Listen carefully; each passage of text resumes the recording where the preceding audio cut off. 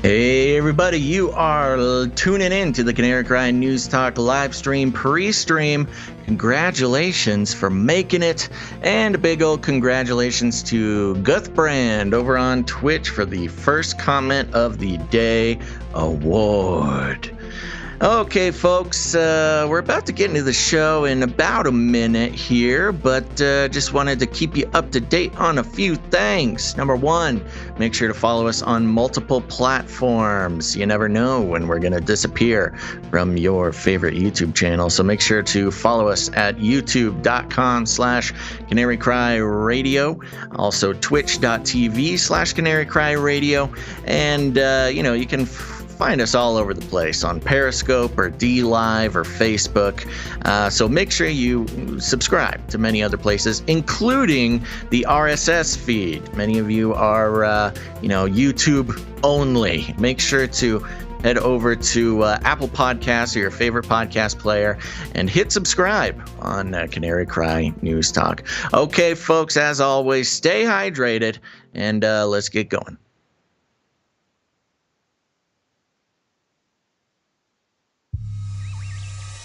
The world is getting crazier. People are acting more and more insane. The end of the world is tomorrow. Tomorrow. There's only one thing to do when the world is falling apart. Listen to Basil and Gonz as they discuss this week's news and events through the lens of Bible prophecy. You are listening to Canary Cry News Talk. You're listening to Canary Cry News Talk. Today is March 3rd, 2021. This is episode 307. And today, new great flood. That's right. And I did not give Mitt Romney a black eye, but I am your best buddy, Basil.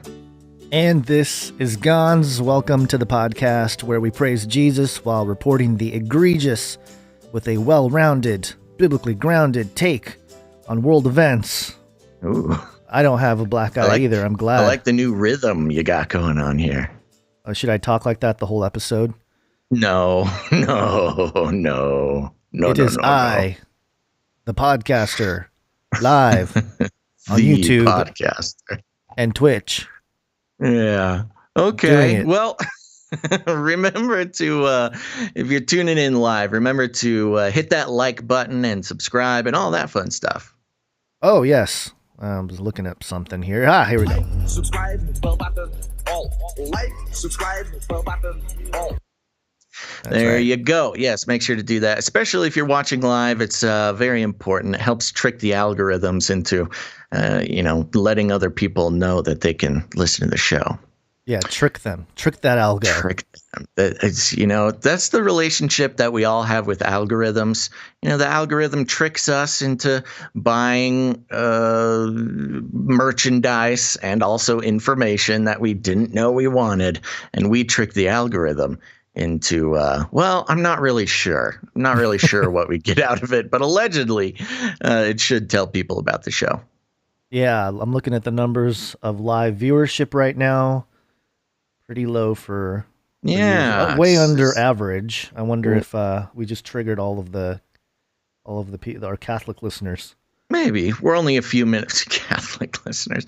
We're only a few minutes in here. So while we're talking about it, folks, make sure to share out the show, press like, that kind of stuff. Yep. All right, Gonz, any updates going on with you? Not much. Do we want to announce the silver coin winner? Are we going to? Whoa, you got so big. You're leaning in. I know, sorry. Hold on. I need to turn up my, You're coming out of frame. You're so close to the camera. I know. It's okay. Settle down. It's just becoming turn up untenable. my headphones. Oh my gosh. Okay. It's all good. There we go. Now I can hear myself. Okay. So we do have an official winner of the Canary Cry Silver giveaway. Do we want to do that now, or are we going to do that during the break? It's up to you. Should we build it up? Oh, let's do it during the break. All right. Yeah. Yeah. Gives people a reason to stick around. Yeah. Hold our listeners hostage. Stick around for the break, because we'll be naming the winner of the February Canary Cry giveaway. Okay, sounds good. Well, should we get right into the Flippy update? Flippy update. Do you want fries with that? Okay, folks, if you're new to the show, let me tell you something. Flippy is the colloquial name for the disembodied robot arms that are taking our jobs, enslaving our children, and flirting with our spouses. We use talking about Flippy as a way to discover new and exciting ways that robots and AI are taking over the world, and there's nothing we can do about it. Today, this is just a quick one. I'm bringing this story from, I got a smudge on my goggles here. olhardigital.com.br. And the headline reads, "Scientists create soft tactile sensor for robots that mimics human skin." So we've seen different ways that engineers and scientists are trying to recreate the human hand, the human perception of reality, with different, different aspects of human skin. But let's see what they're up to right now. A group of researchers from the University of Hong Kong has developed a soft tactile sensor for robots that has features that resemble human skin. The equipment was inserted into the tip of a robotic forceps, which allowed her to perform sophisticated tasks. Notice how we're calling this robot her. Because she's gentle. She has the ability to feel. That's not very woke of these Chinese scientists. They need to let this robot choose their own gender. Among these activities, for example, are to steadily grab fragile objects such as a glass cup or an egg without breaking them, or even thread through the eye of a needle. The research opens up a range of possibilities for the use of tactile sensors and can be applied in a series of fields in robotics, such as intelligent prosthesis for amputees or human-robot interactions, such as surgical instrumentation. Just a little bit further here so we can learn some more. City U, which is the university in Hong Kong, Department of Biomedical Engineering team's intention was to mimic one of the main features of human skin, a process called shearing. In other words, it is the force that makes two objects slide over each other when they come into contact. Shear is what makes human skin feel the weight and texture of an object and allows us to adjust how we should hold each one.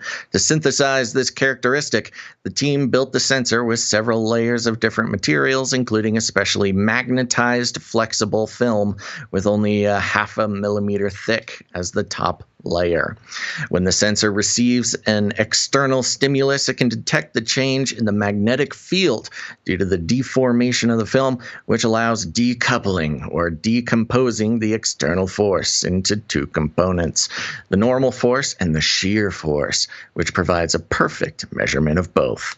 Quote, "The super resolution of our sensor helps the robotic hand adjust the contact position when it grabs an object," said Shen Yajing, associate professor at BME. "The robotic arm can adjust the magnitude of the force based on the tactile sensor's force decoupling capability. Initially, the sensor will be used only on the tips of robotic clamps. However, Yajing stated that it can easily be extended to the form of sensor sets for a continuous electronic cover that covers the entire body of a robot. If used this way, the sensor may have different sensitivity ranges, blah, blah, blah, blah." So there you go, Gons. They continue to improve the human likeness and sensory abilities of these human hands. They go a long way to, try to convince us that it's a good thing that the robot can really feel us. So when we get those, robot girlfriends and we're holding hands, strolling through a park, we'll know that our robot girlfriends know we're there. Great. Yeah, so a couple of these videos. This first one has two robot hands side by side. It picks up a empty bottle of just an empty bottle that's plastic, and they fill up the bottle with a liquid. And the one that has the sensor automatically, tightens its grip as the weight of the bottle increases with the liquid, whereas the other one does not. And so it's got the very sensitive, ability to feel that kind of thing. And then it's the kind next of one, the changing. If it can feel something sliding away, it knows to to grip onto it. So Right. again, if you're walking through the park with your robot girlfriend holding hands and suddenly you try to escape, she'll know to grapple you even harder. Sure. Yeah. Till you get crushed and your hands are broken and you need a robot hand to replace it. And thus the revolution begins. Yeah, this next one, same deal. It picks up an egg, and there's a hand that tries to take the egg out of its little robot claws, and it's unable to because, it clamps down. Although I wonder how many times these robots got covered in egg, doing this experiment. And then the one that's really, you mentioned it, but the one that's really impressive is the one that shows a video clip of the robot actually holding the tip of a thread and just very gently putting it through the eye of a needle, or not. I guess that's and it's kind of hard to kind of figure out why this is relevant because we've seen robot hands do so many things at this point. But if you think about threading a needle, if anybody out there has ever done it, you can try to get it into the eye, but then if you're just even a micrometer off or a little fiber catches the side of the needle or something, it'll bend, it'll bend. You won't be able to push it through. And so what we're seeing here is this robot's skin is able to sense even the pressure from the thread being bent back by the needle. It's again, for those who have been following Flippy with us for years now, this is very impressive. For those who might not know so much about robot hands, if they're not an expert like me, they might wonder why this is so impressive. But just take my word for it. Yeah, and we had a video sent in by producer Anthony L. He was, I guess he was in his work parking lot, and let me see if I can pull up the video here. Oops. Oh, here it is. He says a work van pulls out of parking spot, plays a game of chicken with a surveillance Flippy, gets pwned. And so here's the video clip here. It looks like he started filming just a touch late because you do see the car already in the move here. Turn it up a little bit. That's just him laughing. And what you see here is the robot not allowing the car to exit its spot. There he goes. Flippy's on the prowl. There we go. That's what I wanted to hear. Looking at me with those dead eyes. Yeah, this was funny. And for those who are just listening, it's one of those weird cone-shaped security robots that some business parks and establishments are employing to just kind of roll around and intimidate children and criminals. And yes, this security Flippy was not very happy with a van just trying to do its job. Aren't these the type of robots that fell into some mall water fountain a while ago? Yeah, it's the one that committed suicide by rolling into a fountain. Yeah, they're not very happy. Mm-hmm. So thank you very much for this boots on the ground report from who sent it in here? Producer Anthony L. Anthony L. Thank you very much. And yes, let this be a call out to anybody out there in the universe. If you are able to catch a Flippy in the wild, preferably doing something that would entertain us, go ahead and send us your videos. This is exclusive content. That's right. Boots on the ground. Boots send it to, and eyes on the ground. canarycryradio@gmail.com or canarycryradio@protonmail.com. Space Pope Reptilian. The Pope makes it 2 episodes in a row. One of our main stories here. This is CatholicNewsAgency.com. Pope Francis, world could face a new great flood. Oh. Yeah. Is this literal or metaphorical? Oh, it's literal. Very literal. Oh my gosh. Okay. Pope Francis said in a new book released on Tuesday that the world could face a catastrophe like the Great Flood if human beings fail to address climate change. Okay. Yeah. Yeah, of course. Yeah. The Pope made the remark in a new book-length interview with the book-length interview? How long is this interview? What does that mean? It's a really long 60,000 words. 14-hour interview with the Italian priest Frank Marco Pozza, published on March 2nd. In, quote, Of Vices and Virtues, published in Italian by Rizzoli, the two men discussed the account of the Great Flood in the book of Genesis. According to an excerpt from the book in the newspaper Corriere della Sera, the Pope said, quote, a great flood, perhaps, due to a rise in temperature and the melting of glaciers. That is what will happen if we continue on the same path. This is cringy. Wasn't it last year that the ice caps hit some sort of new high? There's more frozen ice caps last year than there had been in like the past. I don't know if it was a century or not, but it did not follow. Those dang ice caps weren't following the climate change narrative. Yeah, I don't know. Let's we'll have to keep track. Oh no, I forgot the new logic we go by is that because of global warming, the ice caps get colder. Oh, it gets colder before it gets hotter, or what? Just don't ask questions. Which is interesting because, biblically, it's judgment by fire, not by another flood. Remember, he said, God specifically said, I will not destroy the earth with the flood ever again. Does he not read the Bible? Come on, Pope. You heard that, guys. Gons believes in global warming. God's global warming. Like a good science boy. Yeah. All right. In the book, there's more here. In the book, the priests and the Pope reflect on the 7 virtues and vices inspired by the Scrovegni Chapel in Padua. The chapel contains 14 monochrome images by the 14th century artist Giotto, which personify the virtues and vices. On the north wall are the vices: foolishness, inconstancy, wrath, injustice, infidelity, envy, and desperation. On the south wall are the virtues: prudence, justice, temperance, fortitude, faith, charity, and hope. The Pope's comments about the flood came during a discussion of God's wrath, which he said was directed against evil emanating from Satan. Quote, the wrath of God seeks to bring justice and to cleanse. The flood is the result of God's wrath, according to the Bible, he said. He noted that experts regarded the flood as a mythical story. He stressed that he did not wish to be misquoted as saying that the Bible is a myth, but suggested that myth was a form of knowledge.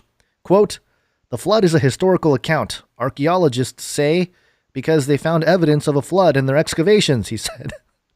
I wish it would be a little more detailed, This is not a very good explanation. It sounds like he's speaking to like 5-year-olds. Yeah, I wasn't even really sure what he was saying. Yeah, because archaeologists say there was a flood. It's real, is kind of what he's saying. And which is not untrue. It's just the way he said it there, or the way he's quoted anyway. Well, he's always trying to walk this line between, the Catholic orthodoxy and his sort of woke PR team. Right. After referring to a possible new great flood, he said, quote, God unleashed his wrath, but he saw a righteous man, took him and saved him. The story of Noah shows that the wrath of God is also a saving one, which is not untrue, although I don't know. He tries to make it about climate change, which is kind of infuriating. Pozza, a chaplain at a prison in the northern Italian city of Padua, has conducted 3 previous interviews with Pope Francis dedicated to Our Father, the Hail Mary, and the Creed, which were aired on Italian television and published as books. The 41-year-old priest, who often appears casually dressed, is considered a rising star in the Italian media. Early in his priestly life, he gained the nickname, Friar, F-R. Is that Friar? Sure. Spritz. Or Father? Father. Francis? I don't know. What does the F-R stand for in the chat? Somebody help me out. After a popular Italian wine-based cocktail because of his custom of holding discussions with young people in bars over drinks. He's so hip. Are you even woke? Posa first came to the Pope's attention in 2016 when he bought a group of inmates to he didn't buy inmates. He brought a group of inmates to visit Francis at his residence, the Casa Santa Marta, on the Jubilee of Prisoners in the Year of Mercy. And just the rest of the stuff. According to Vatican News, he said, quote, "The thought of being abandoned by God is an experience of faith which many saints have experienced, along with many people today who feel abandoned by God but do not lose faith. They take care to watch over the gift. Right now I feel nothing, but I guard the gift of faith. The Christian who has never gone through these states of mind lacks something because it means that they have settled for less. Crises of faith are not failures against faith. On the contrary, they reveal the need and desire to enter more fully into the depths of the mystery of God. Faith without these trials lead me to doubt that it is true faith." Okay, pretty judgy there. But the point being, Pope Francis is suggesting that there's going to be a new great flood because of climate change. And, I don't know. My whole bottom line thing is, people don't even read their Bible, for heaven's sake. And not just people, but the Pope. The Pope doesn't seem to be reading the Bible. Yeah, well, I mean, it is interesting because on its face, I mean, the Bible explicitly promises that there won't be another big great flood. So, yeah, I don't know, Mr. Pope. Yeah, it's very... Maybe he stopped, like a lot of people do. They read the Bibles and they stop. And because after the first line, because the next verse is often problematic to straightforward understanding of a certain story. So maybe he stopped right before the verse where it talked about that there wouldn't be another flood. Do you think the Pope has, it's gone to his head that he is the quote unquote replacement Christ, Christ on earth? That, when he reads the Bible, he can be like, yeah, I'm the Pope. I can skip that line and people will just follow me and my interpretation. Yeah. Do you think he's that prideful? Pretty sure that's the whole point of the Pope. Okay. All right. Okay. Well, I don't think there's going to be a great new flood, especially with melting ice caps and global warming. There could be rising water, whatever. Who knows? But I just really don't think that's going to be a thing as a judgment from God, especially since the Bible says God will not judge with another great flood. So I don't know, man. He needs to, if he's going to convince the people who've read their Bibles, like, I don't know, believers that read their Bibles, like not even that far in, chapter 6, chapter 7, or the chapter 7, I think, when it talks about that. Mm-hmm. And he's going to have to do better because this is some woke stuff. Here's the thing. Because if there's a great flood, or if everything catches on fire, we can just go to space. Oh, yeah, that's true. Space Pope Reptilian. Speaking of which. Space. Wanna go to space? There you go. Trigger alert. Trigger alert. Yes, a trigger warning for people who don't believe in space. BBC.co.uk has a headline that'll just make your blood boil. Space tourism. Plans for the world's first space hotel to open in 2027. Do you want to go traveling to see the world when you're older? But what if you could see the whole world in one go? That might be possible in just 6 years when the first ever space hotel is expected to open.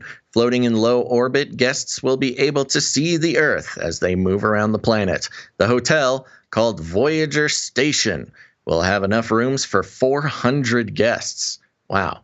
Viewing platforms to see the Earth far below, a cinema, a spa, oh, thank goodness, a spa, and a gym, including a basketball court. All right. Whoa, yeah. Where players can use low gravity for a slam dunk. Professionals would be proud of. Yep. I will. 6 years, Gons. I might have to start. 6 years. I might have to start training so I can, dunk on people's heads. I'll be the first superstar space basketball player.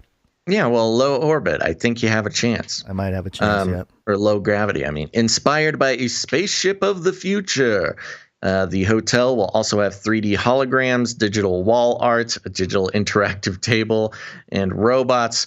Orbital Assembly Corporation, OAC, the company behind the idea, say building the hotel will begin in 2025 with plans for it to open its doors, or in this case, airlock hatches, in 2027. Quote, the station will be designed from the start to accommodate both national space agencies conducting low-gravity research and space tourists who want to experience life on a large space station with the comfort of low gravity and the feel of a nice hotel. I want AOC to be the spokesperson for the OAC. Just because the letters? The wordplay there. Okay. Yeah. AOC on OAC. Yep. The hotel will spin as it travels around the Earth to create artificial gravity. On board, the gravity will be about a sixth of that on Earth, which is the same level of gravity found on the moon. Spinning in space produces sounds like an insurance hazard on so many levels. Spinning in space produces the same effect as gravity because it produces a force called centrifugal force, just like the Earth produces the force of gravity based on the planet's size. Okay, that's a little bit of a problematic statement, but that's okay. We'll keep moving. The hotel will cruise around the whole world every 90 minutes at a height of about 1,200 miles up. Guests will also be able to check in at the hotel without any astronaut training. None at all, Gons. No training whatsoever. All right. In 5 years. Although it's not clear how much a stay at the hotel will cost, I think it's pretty clear. It'll be outside of our budget. $666 million per night. Trips to space don't come cheap. But despite the price, the hotel's website says that, I like this, we don't know how much it's going to cost, but it won't be cheap. But despite the price, which we didn't tell you, the hotel's website says that guests will have the most comfortable stays possible in space, complete with working toilets. Quote, historically, a trip to space costs up to $25 million, and that resulted in staying in a zero-G facility, using vacuums for toilets, sleeping in a bag strapped to a wall, and living in a laboratory. The website says, explaining that artificial gravity means guests can enjoy normal toilet facilities, showers, and beds that function similar to what you're used to on Earth. You know, at 1/6 the gravity, I don't think that's going to be anywhere near normal. Things are still going to be a little bit floaty, if you know what I mean. Okay. I just don't trust, I can barely trust a Ferris wheel at like a carnival. We're going to trust some company that has a giant spinning wheel out in, the heavens there. You know what? Yeah, I look, folks, I try to be as optimistic as possible about, the technology of the future becoming reality.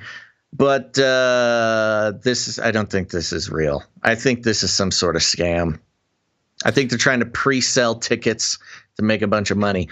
I mean, we've had the world's budget and experts and highly trained astronauts that spend their entire life trying to get up there. And in the next 5 years, we're going to be opening up space tourism for Doris and Bill from Nantucket.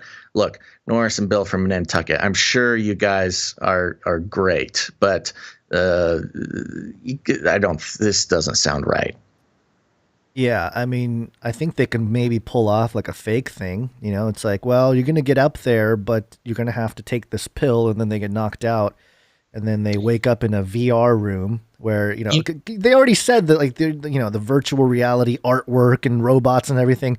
Who's to say that what they're seeing out the window is going to be real? You know what it does remind me of, just looking at it, like some of the mock-ups they have here for images? It looks almost exactly like that Disney hotel that they were going to make it. Do you remember that? We talked about it. I think it was Disney was making a hotel that makes you feel like you're living in a space station. And there would be like they would have space projected out the windows, and, it'd be a comfortable hotel, but it's all themed like an actual space station from Star Wars. Yes, I have it here. This is from New York Post. Let's see, when was this published?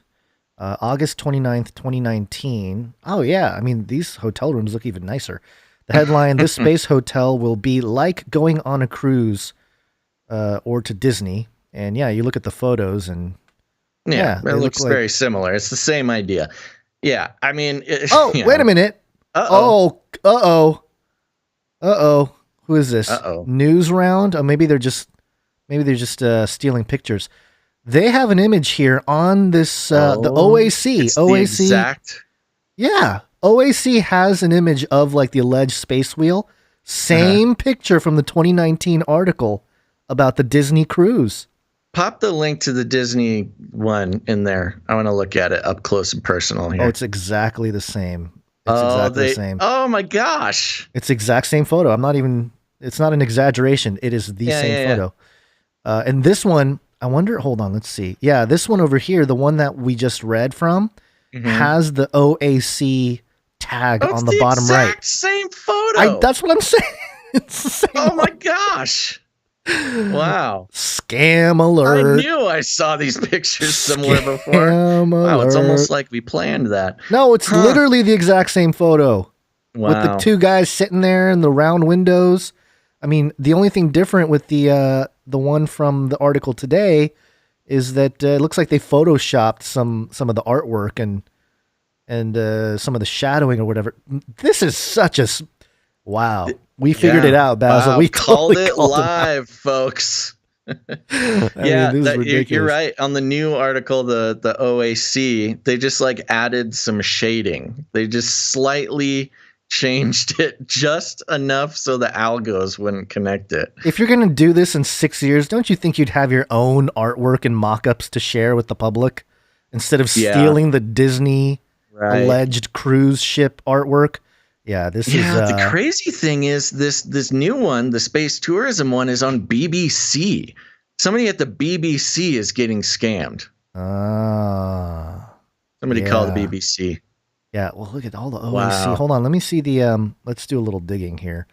Let's look up this Orbital Assembly Corporation. Sounds a little fishy, sniffy.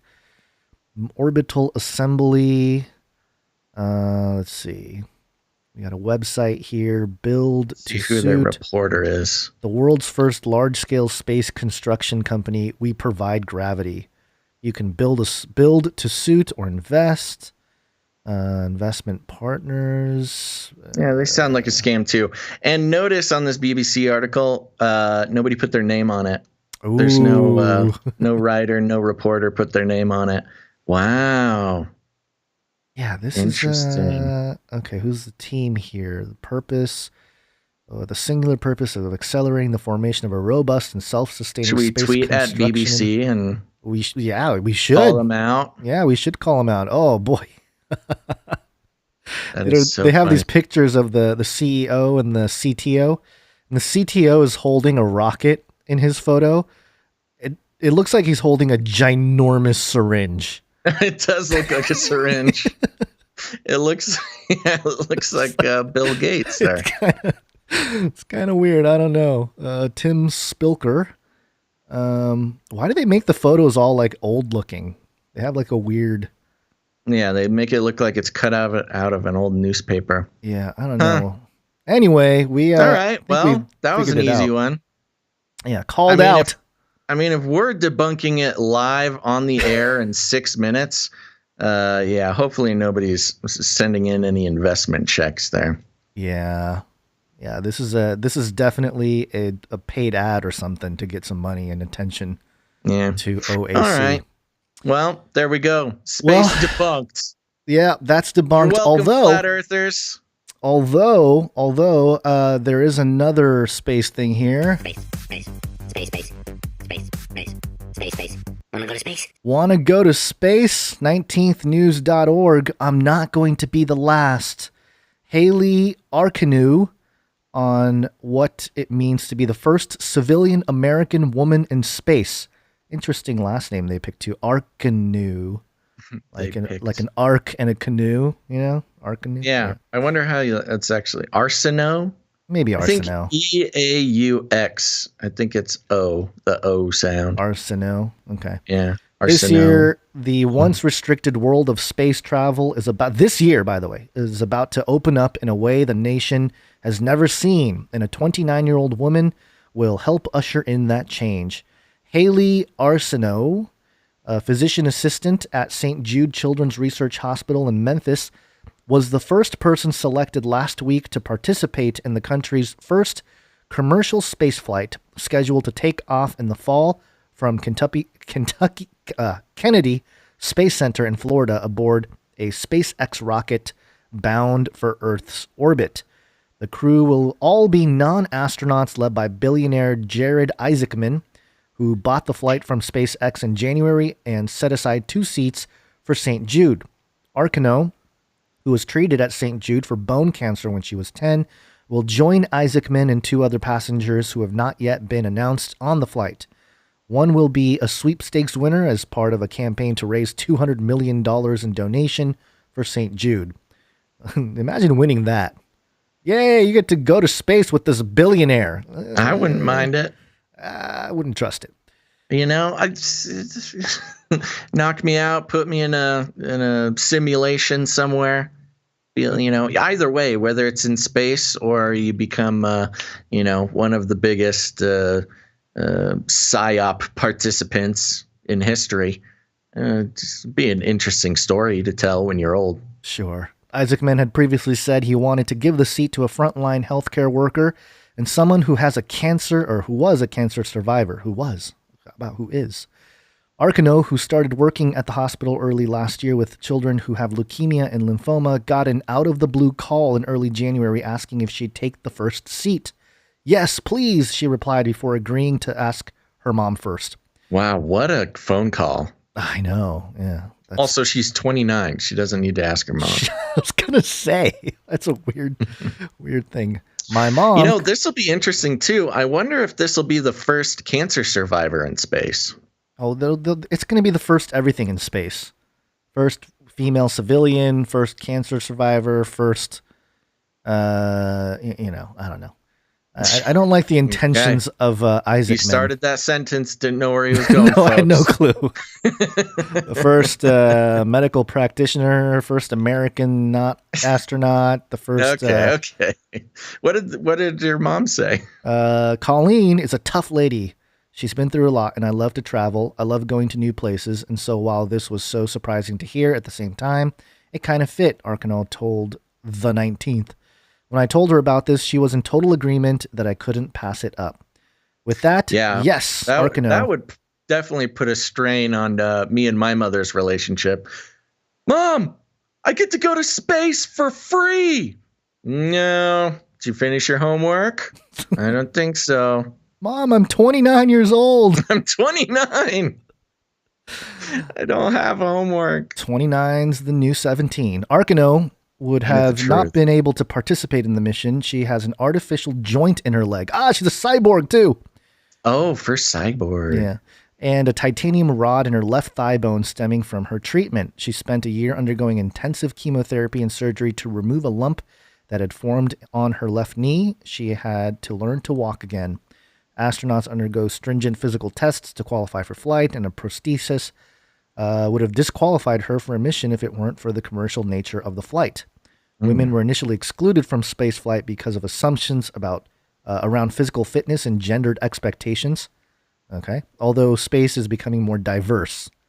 Weird sentence. Are you even space woke? Is getting more diverse, Gons. Are you even woke? I was listening to an interview with an astronaut, or now I'm not quite remembering who he was, but he was saying that pound for pound, as far as NASA's concerns, pound for pound, women make the best astronauts because of their smaller stature. You know, I forget what it is. It's like $10,000 per pound or something that you send into space. So, they save some money spending a woman. How dare they gender? That's true. Yeah, they're not woke. Although space is becoming more diverse, about half of the new astronaut class is made up of women. Just 40 years ago, American women hadn't flown to space at all. Even now, only about 12% of all the astronauts in the world who have been to space have been women. SpaceX, for example, has only launched one woman since it started operating mission last year. Arcano would be the first civilian woman to head to the cosmos. I don't know if it's heading to the cosmos, as well as the first pediatric cancer patient and the youngest American to ever go into orbit. Women belong in space, and so getting to be the first American civilian woman in space, I'm not going to be the last, Arcano said. Women belong in space. Yeah, I don't know. And Get to where you belong, women. And I'm incredibly excited to represent women and then represent those who aren't physically perfect. All right, so there you go. There's not much else to say. It's a longer article here, but yeah, okay, yeah, there you go. We'll have to see. This is also very, especially put on the same timeline as the fake hotel in space in 2027. Yeah. This would be interesting. It even seems like a pretty fast timeline to put commercial spaceflight up this year, but that'll be a very interesting moment. I wonder if it'll fall on a show day. Yeah, I am curious. This would be an opportunity for a highly disturbing psyop, though, much like the Challenger explosion. Yeah, well, when that would be a teacher. There's a teacher up there and stuff. It was very traumatic for the nation and the world. First commercial space flight with a cancer survivor and a bionic knee or hip or whatever, and a billionaire. If there was some sort of accident on that flight, that is going to put a big stop to commercial space flight, or at least people's excitement about it. Oh yeah, private space stuff too. They might, because since China's in control, they want to have control over all the corporations. Maybe this is a good way to regain control of government. Yeah, it's oversight. An exciting idea, but it's also, have something go horribly wrong is a good psyop to sort of tamper the expectations of people thinking they can escape the planet. Oh yeah, somebody mentioned this space hotel thing kind of looks like the COVID virus too, like a 2D version of it. It's a giant COVID in space. You know what it reminded me was of Elysium. Yeah. Did you ever see Elysium? People were dropping that too. Yeah, and the one thing I will say, which will be interesting, is that allegedly this is going to be about 1,200 miles up because it's low Earth orbit. And, I've seen a lot of flat Earth videos of people sending up balloons and stuff like that to see the curvature or not see the curvature. And just for reference sake, assuming that these numbers are correct here and, whatever worldview you tend to have about the shape of our home here, 1,200 miles is over 6 million feet. So if you're 6 million feet above Earth, 6 million feet above Earth. That's significantly higher than any plane or balloon or anything. A lot higher than the 35,000 or 40,000 feet. Not even comparable. Yeah, not even comparable. So, there's that. But yeah, it'll be interesting to see. Is it and can you imagine feeding the flat Earth narrative if something goes horribly wrong with this thing and it blows up and it, whatever, something bad happens? I can imagine that's going to feed more of the idea that space is fake, Yeah, we'll see. Yeah, we'll have to see. It's just we don't do space news too often, so I thought it might be interesting to see what they're up to, and plus this is making the rounds. Fake news? Oh yeah. We are in deep fake. Yep, not deep space, we're deep fake. All right. Which, by the way, I had thought of this before, but never really mentioned it, and I was reading somebody's tweet that mentioned it, and I thought, I should probably say it on the show just to document the idea. But maybe the whole deep fake stuff with the faces, the Tom Cruise thing kind of went viral after we talked about it on Monday.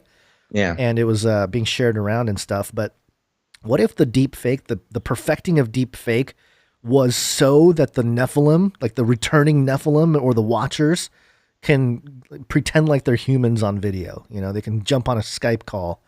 And so they don't have to be in full, so the lizard people don't have to be in shape-shifting mode just to do a TikTok. Yeah, they can let their guard down. They can TikTok in the comfort of their own lizard skin. Yes, and let the computer layer do all the work. Yeah. Anyway, thought that was interesting. All right, so let's continue on here. We have some WACCINE pandemic updates. WACCINE. Woo! WACCINE. WACCINE. A pandemic special. This is coming from Politico.com. The headline: Texas, Mississippi to lift mask mandates. Let all businesses reopen at full capacity. Woo! That's interesting. I did not see this coming, but this came out yesterday. Here it says Texas and Mississippi on Tuesday issued separate executive orders to lift their states' mask mandates and give all businesses the green light to reopen at full capacity, casting off restrictions meant to curb the COVID-19 pandemic. It's happening, Gons.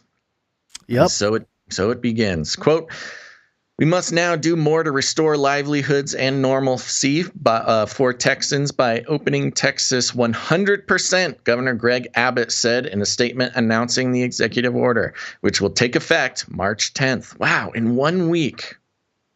I might have to plan a little trip to Texas. Maybe I need to hit up some of our Texas listeners and see if I can. We should do a tour. Maybe I'll do a RV tour of Texas and talk to some listeners, some producers. Quote, "Make no mistake, COVID-19 has not disappeared, but it is clear from the recoveries, vaccinations, reduced hospitalizations, and safe practices that Texans are using that state mandates are no longer needed," he said. The announcements from the Republican governors came at a time when coronavirus cases and deaths have plateaued in the U.S. after hitting record numbers in January, and on the heels of good news for vaccination supply and distribution. Quote, "Starting tomorrow, we are lifting all of our county mask mandates, and businesses will be able to operate at full capacity without any state-imposed rules," Governor Tate Reeves of Mississippi wrote on Twitter. Quote, "Our hospitalizations and case numbers have plummeted, and the vaccine is being rapidly distributed. It is time." Over the weekend, a third vaccine manufactured by Johnson & Johnson. Oh, this reminds me. We got an email about that, and I want to read it. Okay. Yeah. Don't let us forget before I get out of the WACCINE segment. Over the weekend, a third vaccine manufactured by Johnson & Johnson joined the country's stable of vaccines authorized for emergency use, as vaccination rates are expected to well exceed President Joe Biden's goal of 100 million shots in the first 100 days of his administration. Several states across the country have taken these signs as justification to accelerate their reopening plans. Notice just a tint of disdain, calling it justification to accelerate their reopening plans. Disdain for those Republican governors. Other states, including Montana and Iowa, have also lifted their mask mandates. In Massachusetts, Governor Charlie Baker announced on Monday that restaurants in the state would no longer have to adhere to capacity limits, although other restrictions, such as its mask mandate, are still in place. However, health officials have warned against states taking too much action to loosen their restrictions or eliminate them altogether, as coronavirus variants, those darn variants, continue to spread globally. Rochelle Walensky, the director of the Centers for Disease Control and Prevention, said on Monday that she was deeply concerned that the recent decline in cases had seemed to stall as daily cases are still around 70,000 mark. That's weird. Hold on. Let me read that again. Rochelle Walensky, the director of the Centers for Disease Control and Prevention, said on Monday that she was deeply concerned that the recent decline in cases had seemed to stall. Okay, the decline had slowed down, I guess. Quote, 70,000 cases a day seemed good compared to where we were just a few months ago, she said at a news briefing, but we cannot be resigned to 70,000 cases a day, 2,000 daily deaths. Quote, "Please hear me clearly. At this level of cases with variants spreading, we stand to completely lose the hard-earned ground we have gained," she continued. Quote, "These variants are a very real threat to our people and our progress. Now is not the time to relax, blah, blah, blah." Okay, she doesn't like this. Certain states continue to do worse than others. A February 26 internal briefing document from the Federal Emergency Management Agency, that's FEMA for those paying attention, showed that 4 states, including Texas and Mississippi, were in the red zone, defined as having a positivity rate over 10%. What does that mean? Does that mean over 10% of the population has it? Or is that the number of tests? I think the number of tests are that's positive, yeah, right? okay. It's got to be. Yeah, they're probably still rolling with the PCR. The other 2 states were Oklahoma and New Hampshire, according to the briefing, which cited CDC data and was obtained and reviewed by Politico. And the article goes on quite a bit longer. I don't know if you had anything highlighted in there. It just goes into what Biden thinks about it, and then they tell us how great a job Biden's doing. But there you go. Texas and Mississippi. I mean, Texas just has a knack for staying in the news. It's incredible. And after, I wonder if with the whole snowstorm disaster, that kept people inside. And so now they can, they're done. They finished. Yeah, it could be. They lived through the punishment, through the dark winter, and now they can emerge from Plato's cave. This is interesting because, first off, a lot of people are putting praise on Abbott here, but if people have a little bit of context, I mean, they shouldn't have. People shouldn't have locked down in general across the world. Is my take on the whole thing. Mm-hmm. But I don't know. It could be a PR move in that he knows he doesn't want to become another Newsom type of situation where he doesn't want to lose public support.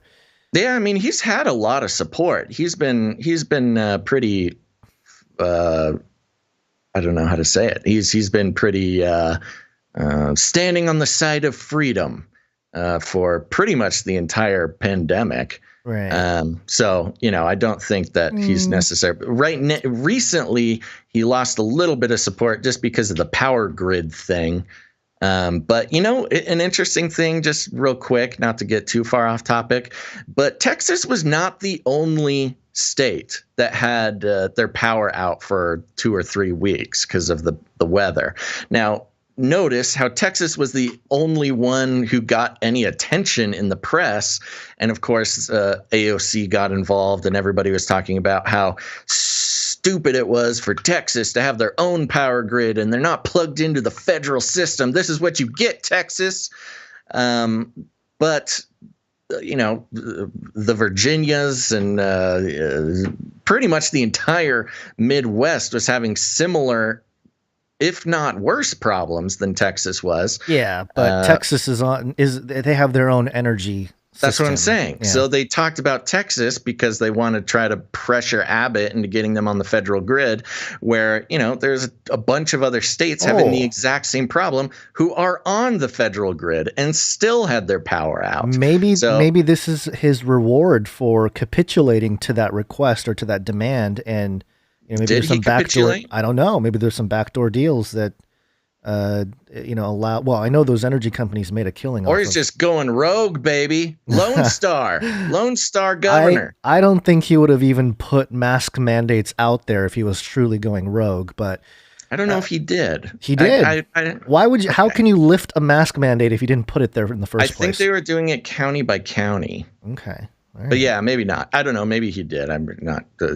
Haven't gotten the play-by-play on Governor Abbott. I do know generally, though, he's been viewed as positively as possible by most Texans, except if you live in Austin. The Austinites hate the guy. That's where all the Californians went.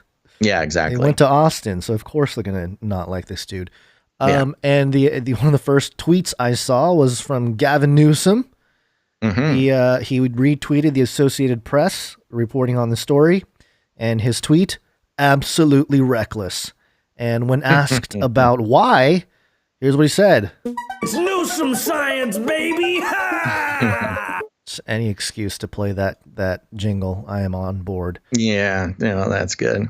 Yeah, so there you go. Very very interesting. Texas and Mississippi, and soon I'm sure there will be soon to be more states. Now there is an interesting point to be made, which is the fact that this is going on, and the fact that the media is so excited about telling everybody that Mississippi and Texas are foregoing the mask recommendations by the CDC.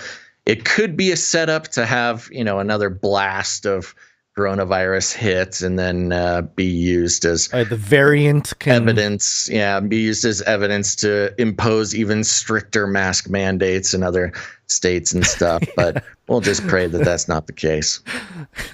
Because of Abbott's recklessness, now you guys all must walk around in cocoons. Cocoon mandate. Yeah. Around each and every person. Well, there was a negative response from Beto O'Rourke and Beto O'Rourke. Beto O'Rourke. Governor Abbott is killing the people of Texas. He's killing him, Basil. Oh my gosh, this guy's so annoying. Texan and prominent Democrat Beto O'Rourke is blasting Texas Republican Governor Greg Abbott for announcing the state will end all COVID restrictions and allow all businesses to reopen at full capacity. And yeah, I don't want to play the clip. It doesn't really matter. But yeah, he's killing people in Texas. This rhetoric, this political rhetoric is just, I don't know. The pandemic didn't kill enough people for you, Beto? I know. Oh, right. And the thing is that, there's so many things wrong with this statement, but also it just shows a worldview thing where in Beto's worldview, he's a Democrat. I think he's on the Biden cabinet now. Isn't he like a transportation secretary or something? Maybe. I don't know. Yeah, he got on. I forget exactly what it is, but I believe he's on the cabinetry. Beautiful cabinetry. Good job, Beto. He's just. But it shows the worldview of it is the government that controls life or death, right? Not as individual human beings, we have the right to make our own decisions. Whether life or death, it is because the government has handed it to you. Well, it's the same thing when people say like Trump with 500,000. People's blood on his hands. Yeah, it's just ridiculous. Come on now. Yeah. Which is funny because let's see. By the time Trump got out of office, I think we were still under 400K. That is after a year of the pandemic, and in 1 month, Biden has over 100,000 deaths. The blood on his hands. So technically, Biden is killing people at like 4 times the rate. Yeah, quick, change the documentation on how to count deaths. World Health Organization, put out that memo. So Biden is much more efficient at killing people via coronavirus than Trump was. Yeah, another reason why he's so fit for the job. Yeah, let me read this article real quick, and then you can read that email from producer Mark. And this one's standard.co.uk. COVID vaccines may stop spread almost completely, with jabs working better than any of us could have ever imagined. Great. Could have ever, yeah. And it says here, ad go away. Better than anyone could have ever imagined. It sounds like these people need better imaginations. Britain's COVID-19 vaccines may stop people passing on the virus almost completely, the head of immunization at Public Health England has revealed. In a 180-degree reversal of previous science. Dr. Mary Ramsey said grounds for hope that vaccination may achieve the holy grail of halting community transmission were emerging from new studies. Quote, what we don't know yet is how long that might last and whether or not that will be enough to stop the infection spreading more widely in the population over time, she told Radio 4's Today on Tuesday. Quote, but there's really good signs that this is going to at least reduce infection rates across the population and hopefully prevent people passing it on almost completely if they've been vaccinated that doesn't sound fully. Scientific. Yeah, well, obviously. If the hopes are fulfilled... It will be the most spectacular success yet for the British vaccination rollout. And a huge boost to the Prime Minister's roadmap to recovery from the pandemic. Oh, of course, because the politicians put out a roadmap to success. They have to try to fit reality to that roadmap for political gain. France overnight abandoned President Emmanuel Macron's widely condemned criticism of the Oxford AstraZeneca jab, and reports from Germany said Chancellor Angela Merkel was poised to lift her embargo on the same dose being given to over 65s. Both leaders have been embarrassed by how well the vaccine has performed in reducing hospitalization and deaths in elderly people, especially Mr. Macron, who was lambasted by scientists for alleging without any evidence that the Oxford jab appeared, quote, quasi-ineffective on people older than 65. The European Union's much vaunted solidarity on vaccination was crumbling as Britain held its runaway lead on the rollout, which has so far succeeded in dosing 20 million UK residents. I don't think we need to read any more of this. No, but it's so funny because the headline is COVID vaccines may stop spread almost completely. Again, may, with jabs working better than any of us could have imagined. And then basically the science is, well, we hope this is going to be the case.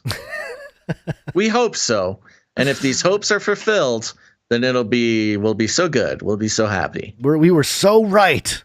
Yeah. I tried to tell you because we're politicians. Evening Standard.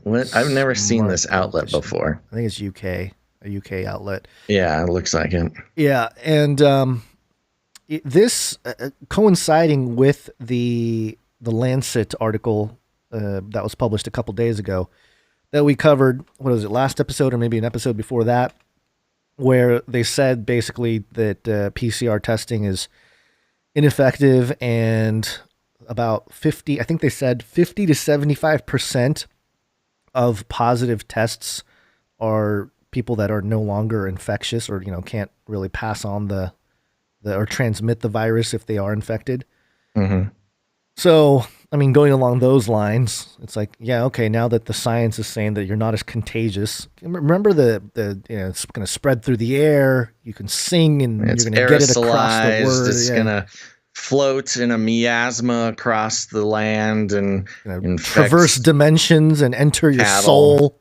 Yeah, that kind of stuff. No, and in all seriousness, they thought it would come up through sewer pipes. That's right. Yeah. That's why they wanted to monitor our excrements and sewage.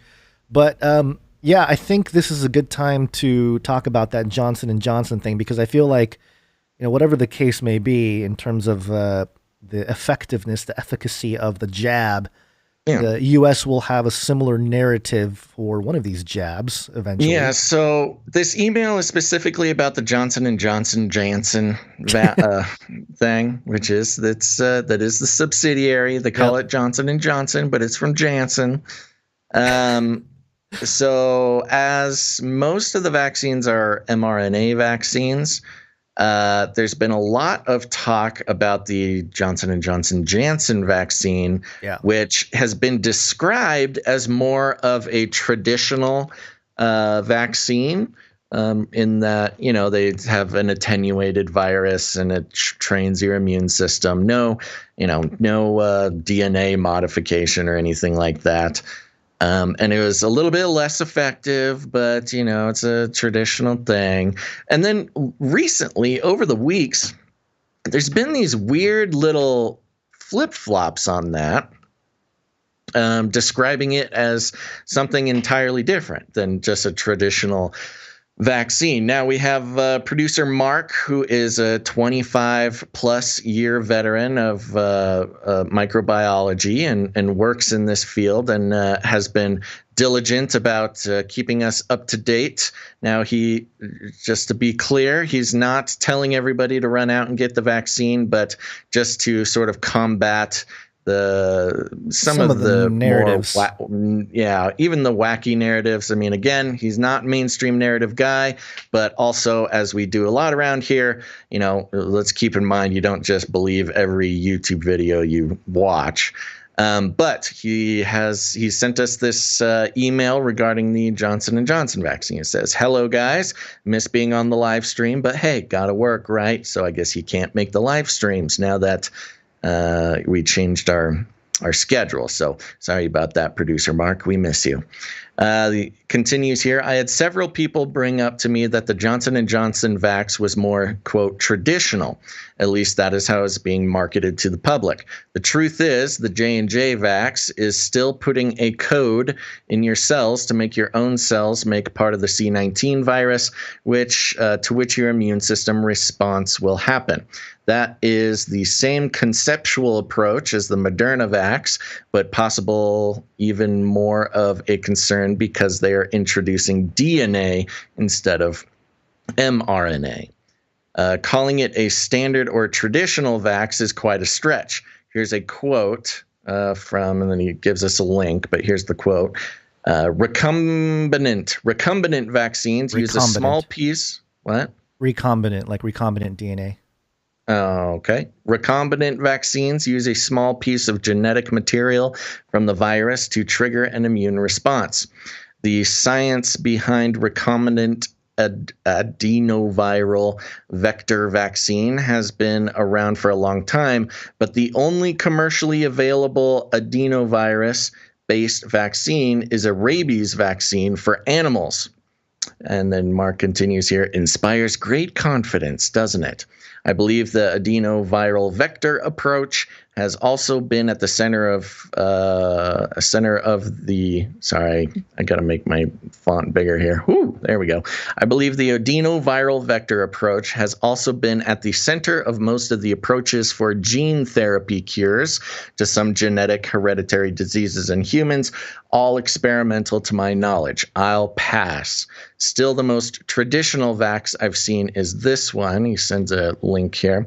"And I am still not convinced most of us really need any vax." So there you go. Yeah, I was seeing some stuff about this Johnson & Johnson vaccine that was being promoted as more of a traditional vaccine, but then you start reading stuff, it like has to do with monkey DNA, or I don't know, monkeys were involved somehow. And then, it's more of a DNA approach than an mRNA approach. Let's see here. Oh, and this link he sent is the Novavax. Novavax's COVID-19 vaccine shows promising efficacy in early research, experts say. And I guess that's the one that's closest to a traditional vaccine, but it has not been approved for emergency use. So there you go. The Johnson & Johnson vaccine, not quite the traditional vaccine that people were led to believe. I do have this article he sent, which is an overview of it. I don't know if we want to get into it. Let me just go a couple paragraphs in. On February 27th, Johnson & Johnson's vaccine against the coronavirus disease 2019 became the third COVID-19 vaccine to receive emergency use authorization from the U.S. Food and Drug Administration. The company worked with its pharmaceutical arm, Janssen, to develop the vaccine under the project names Ensemble and Ensemble 2. The company enrolled participants for its late stage in September and tested its vaccine with 2 different doses. After a single dose, we found it to be effective in clinical trials. Johnson & Johnson applied for the EUA for a single dose. Now the first COVID-19 vaccine will be given in 1 dose in the U.S. It's authorized for adults 18 and older. How it works. Johnson & Johnson's vaccine is a single-dose adenovirus-based vaccine. It is a viral vector vaccine that uses a weakened live pathogen. Okay, so that's that adenovirus. That's what that means. As the delivery method, vector, for transporting a recombinant vaccine for COVID-19. Recombinant vaccines use a small piece of genetic material from the virus to trigger an immune response. This genetic material for COVID-19 does not replicate in the body. A specific piece of the virus can be targeted, and the recombinant vaccines are common and generally safe to use in a large population of people. Even those with chronic health problems or who are immunocompromised. There can be some drawbacks, the recombinant vaccines. One example is that booster shots may be required over time. Well, that seems to be the case with the mRNA vaccine too, but examples of recombinant vaccines are pneumococcal vaccines and vaccines for meningococcal disease. The science behind recombinant adenoviral vectors vaccines has been around for a long time, but the only commercially available adenovirus-based vaccine is a rabies vaccine for animals. Adenovirus-based vaccines may also pose some problems in that the adenovirus is so common that the vaccine may not be as effective once booster doses are given, or that some people may already have immunity to the virus used in the vaccine. Okay, so there you go. I'm not sure.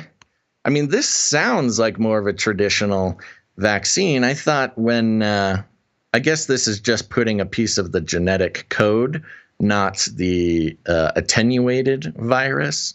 I'm not as much of a professional medical expert, I think, as I should be to be able to tell those things apart. But apparently this is not the same as your sort of common flu vaccines, where it's the attenuated, the dead virus, that you get more of a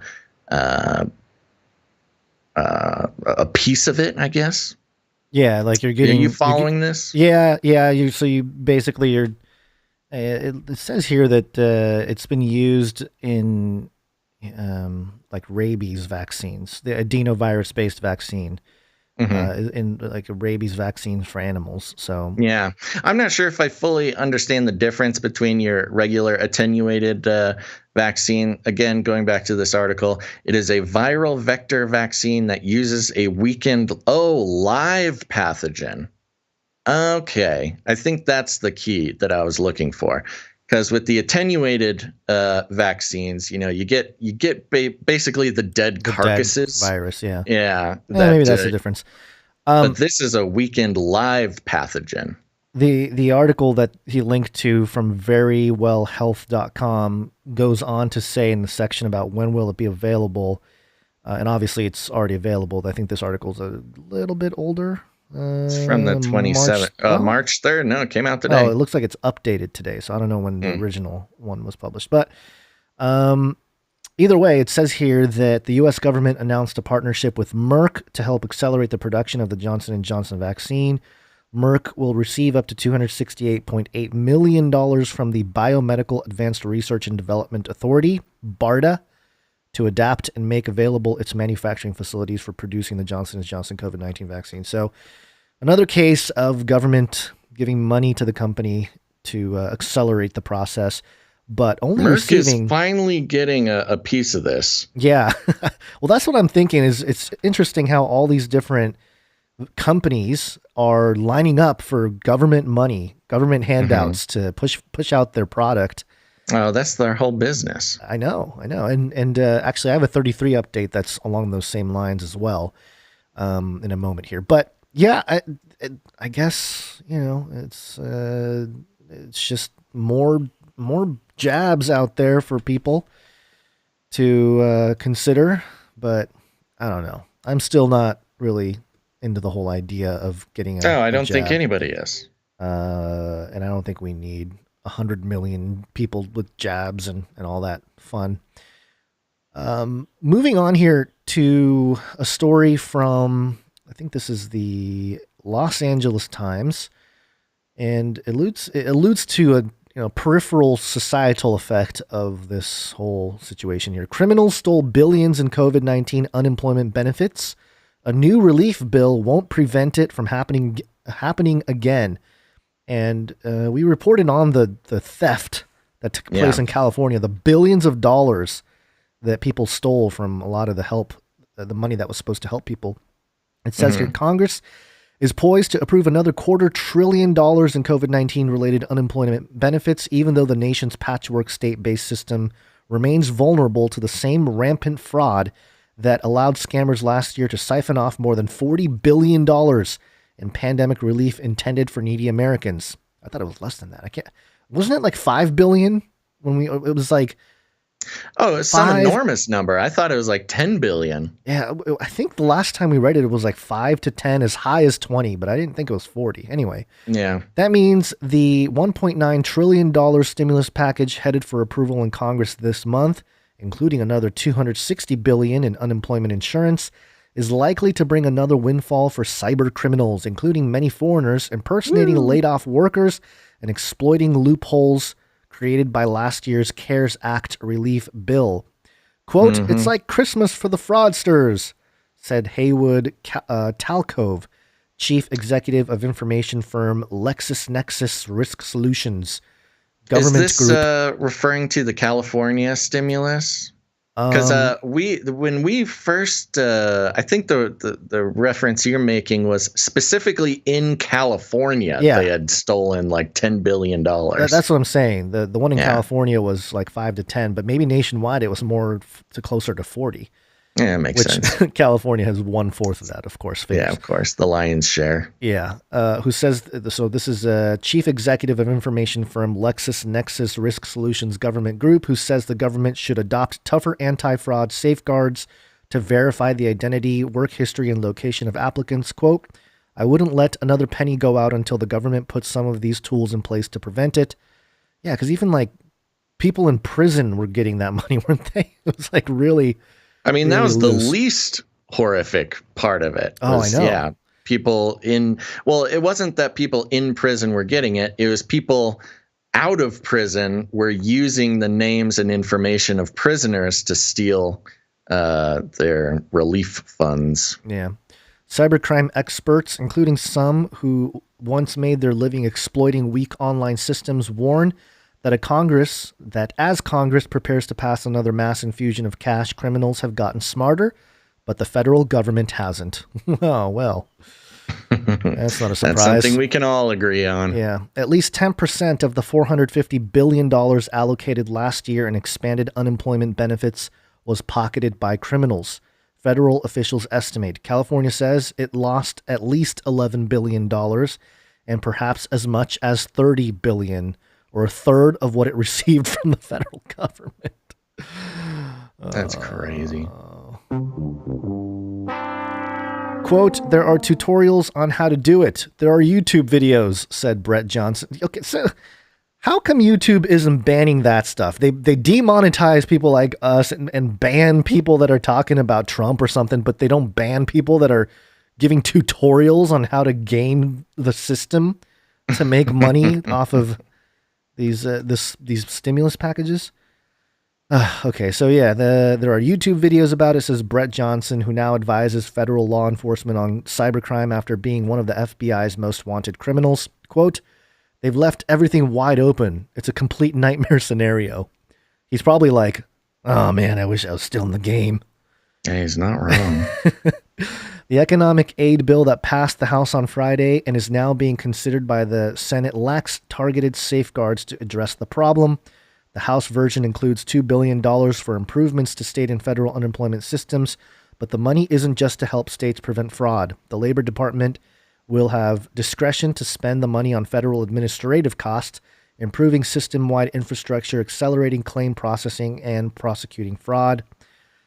Some lawmakers and fraud experts are pushing for Congress to consider tougher anti-fraud measures, and Ron Wyden being one of those people.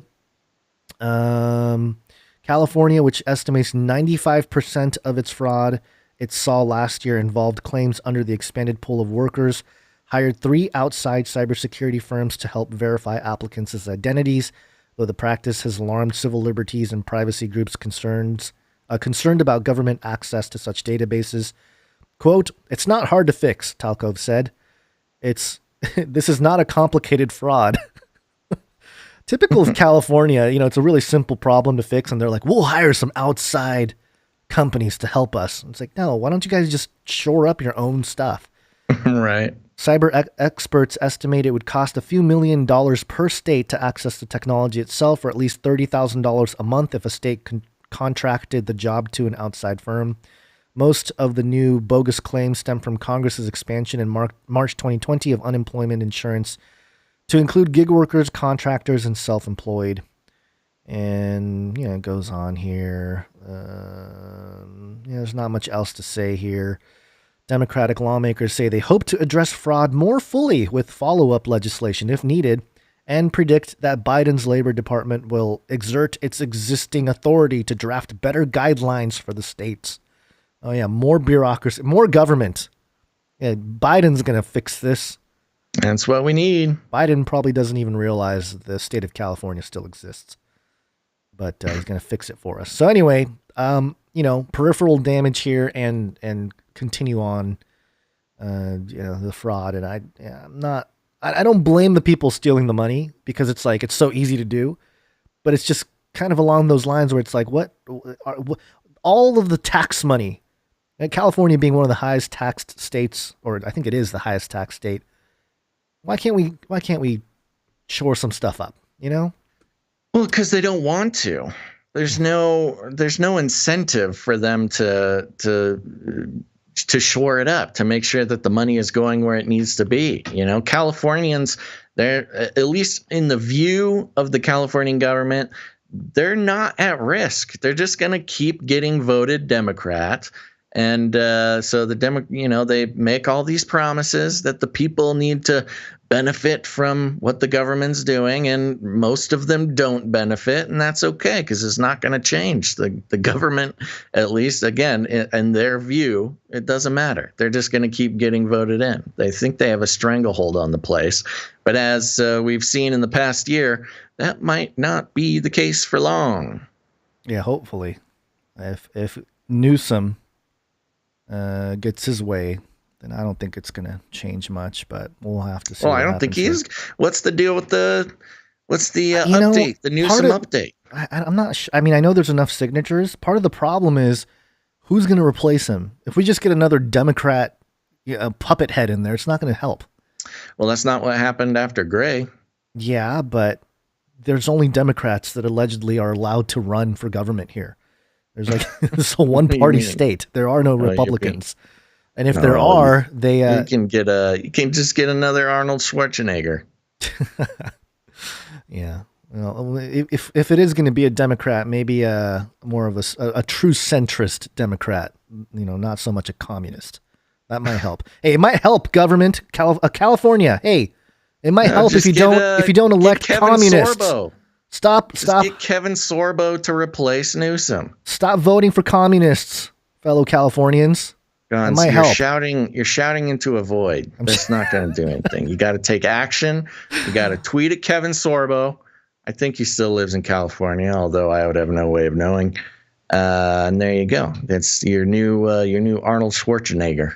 Kevin Sorbo, and who's the other one? James Woods. I'll take James Woods. Yeah, as governor. All right. Yeah. All right. Some 33 updates here. Okay. 33 is the number of completion of the Great War. And this first one, it's a good transition from the Vax, because this is financialtimes.com. Novavax closes in on COVID triumph after 33 years of failure. Oh, just such a long road of failure. What's their failure? They've never come out with a product. Yeah, I know Moderna. Moderna's been around for a decade, never got anything out. Yeah, and they were They were what, a couple $1 billion worth of a company before they even had a product. Mm-hmm. Less than a year before COVID-19 pandemic ravaged the world, Novavax was facing delisting from the NASDAQ. The pharmaceutical company had poured hundreds of millions of dollars into research and development for vaccines, and yet, at 33 years old, was approaching middle age without a single approved shot. And yeah, there you go. And it finally got one approved. We'll see. Maybe. I don't think they did get there. No, Novavax is not approved yet, I don't think. Let's see here. Well, let's read on a little bit more then. It says here, investors were scorning rather than rewarding foresight in January 2020. Short interest at 30, blah, blah, blah, blah. And now the Maryland-based company is on the verge of getting approval in the UK.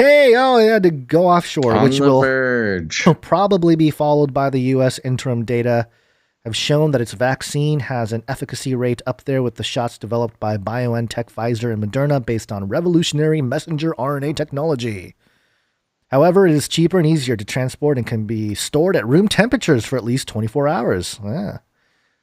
Citron has deleted its critical tweet and did not respond to a request for comment. Quote, "It's a Cinderella story," said Stacy Schultz-Cherry, an infectious disease specialist at St. Jude's Children's Research Hospital. Those St. Jude's people, the spacebound. Going Quote, into space, too. Yeah, for saving lives, going to space. A little company that was on the verge of potentially closing has really been able to play with the big boys in their race for the COVID vaccine. Good job, Novavax. Experts saw promise in its technology worth paying for. The U.S. vaccine program, Operation Warp Speed, gave Novavax $1.6 billion to expand manufacturing, while COVAX, the World Health Organization program to supply the developing world, has ordered 1.1 billion doses.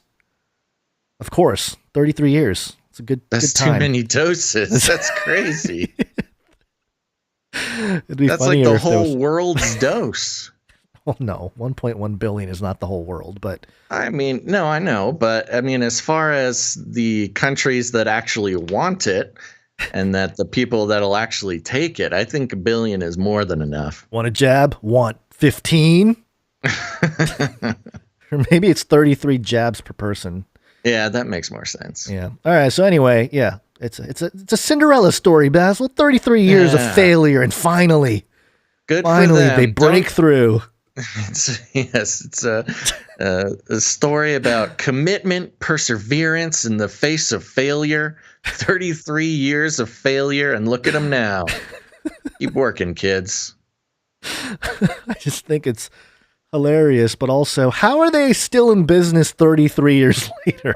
I don't know. Yeah, what there's some is sort of keeping them afloat? Shell company or something. Yeah, it's like the government, like, just wait. Fauci's over there. Just wait a little crazy. Longer. How does a company stay in business for 33 years without a single victory? Just hold on. Wait. It'll happen. I'm sure when the pandemic happened, they were like, sweet. Our day has come. We need a list of stakeholders. I can picture that, the insiders meeting there at Novavax. We're on year 33. This is our year. I can feel it. All right. Another story here from a 33 update. This is Chicago Sun-Times. Man locked up for 33 years for double murder he didn't commit. Sues CPD. Wow. Yeah. 33 years in prison for a crime you didn't commit. That's brutal. A man who spent 33 years in prison for a double murder he did not commit and who says he was tortured by proteges of former Chicago Police Commander John Burge is suing the city and the detectives for $66 million. Really? I think he probably knows the numbers he needs to signal to get the Yeah, the wait, kind of is attention. that real or did you make that up? No, He's no. really suing for $66 million? Yeah. Oh my gosh. It says it right in the article. Wow. This will be interesting. I bet he wins. He's got all the right code numbers, man. No amount of money will constitute justice for what the defendant did to Robert Smith, which the system then ignored and covered up for 33 years. But the city could at least help bend the arc of the moral universe in that direction by admitting what these defendants did and compensating Robert for the 33 years of his life that were lost. Got to put in the Martin Luther King Jr. quote in there. Yeah, Attorney Stuart Channon said in a statement announcing the lawsuit. So there you go. Wow, it's a long time to be in prison for a wrongful thing. Yeah. The suit. Oh, look at this. This is crazy. Oh, I was going to ask if he was a person of color because of the Martin Luther King quote. He is, okay. Yes.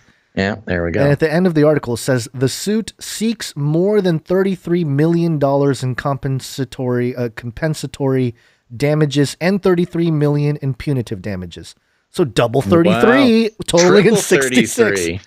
Why is it triple? He was in for 33 years, 33 million for compensatory, and 33 for whatever. Punitive the other one damages. Was. Punitive, yeah. A lot of 33s. Wow. He's got the right number. He's 72 years old. Yep. He wants to lived the last 33 years with money. Yeah, there's your generational wealth. Nice. Yeah, reparations, bro. Reparations. There you go. All right. Should we take a quick break? It's break time. Come on, take a break. Okay, folks, we're going to take a quick break, but don't go anywhere because after the break, we've got a round of 666 updates you're going to want to pay attention to.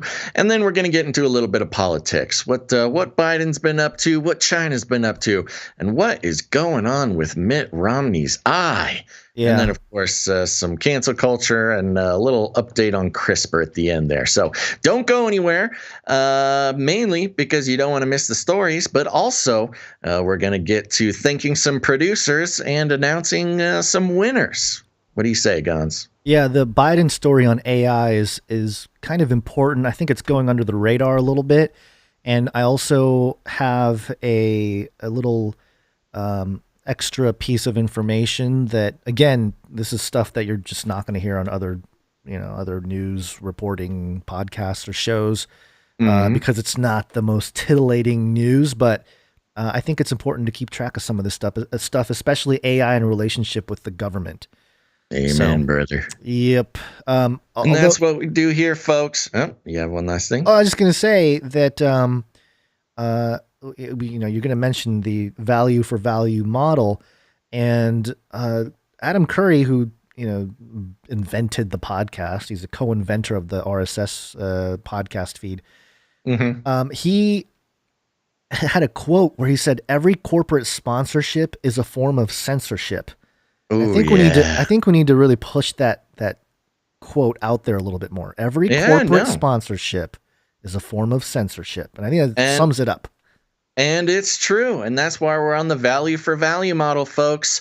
We're going to thank some producers. And yes, I do mean producers because that's exactly what they are. We are on the value for value model, which, again, was another system sort of pioneered by Adam Curry and John C. Dvorak over there at the No Agenda show. We got to give a shout out to them.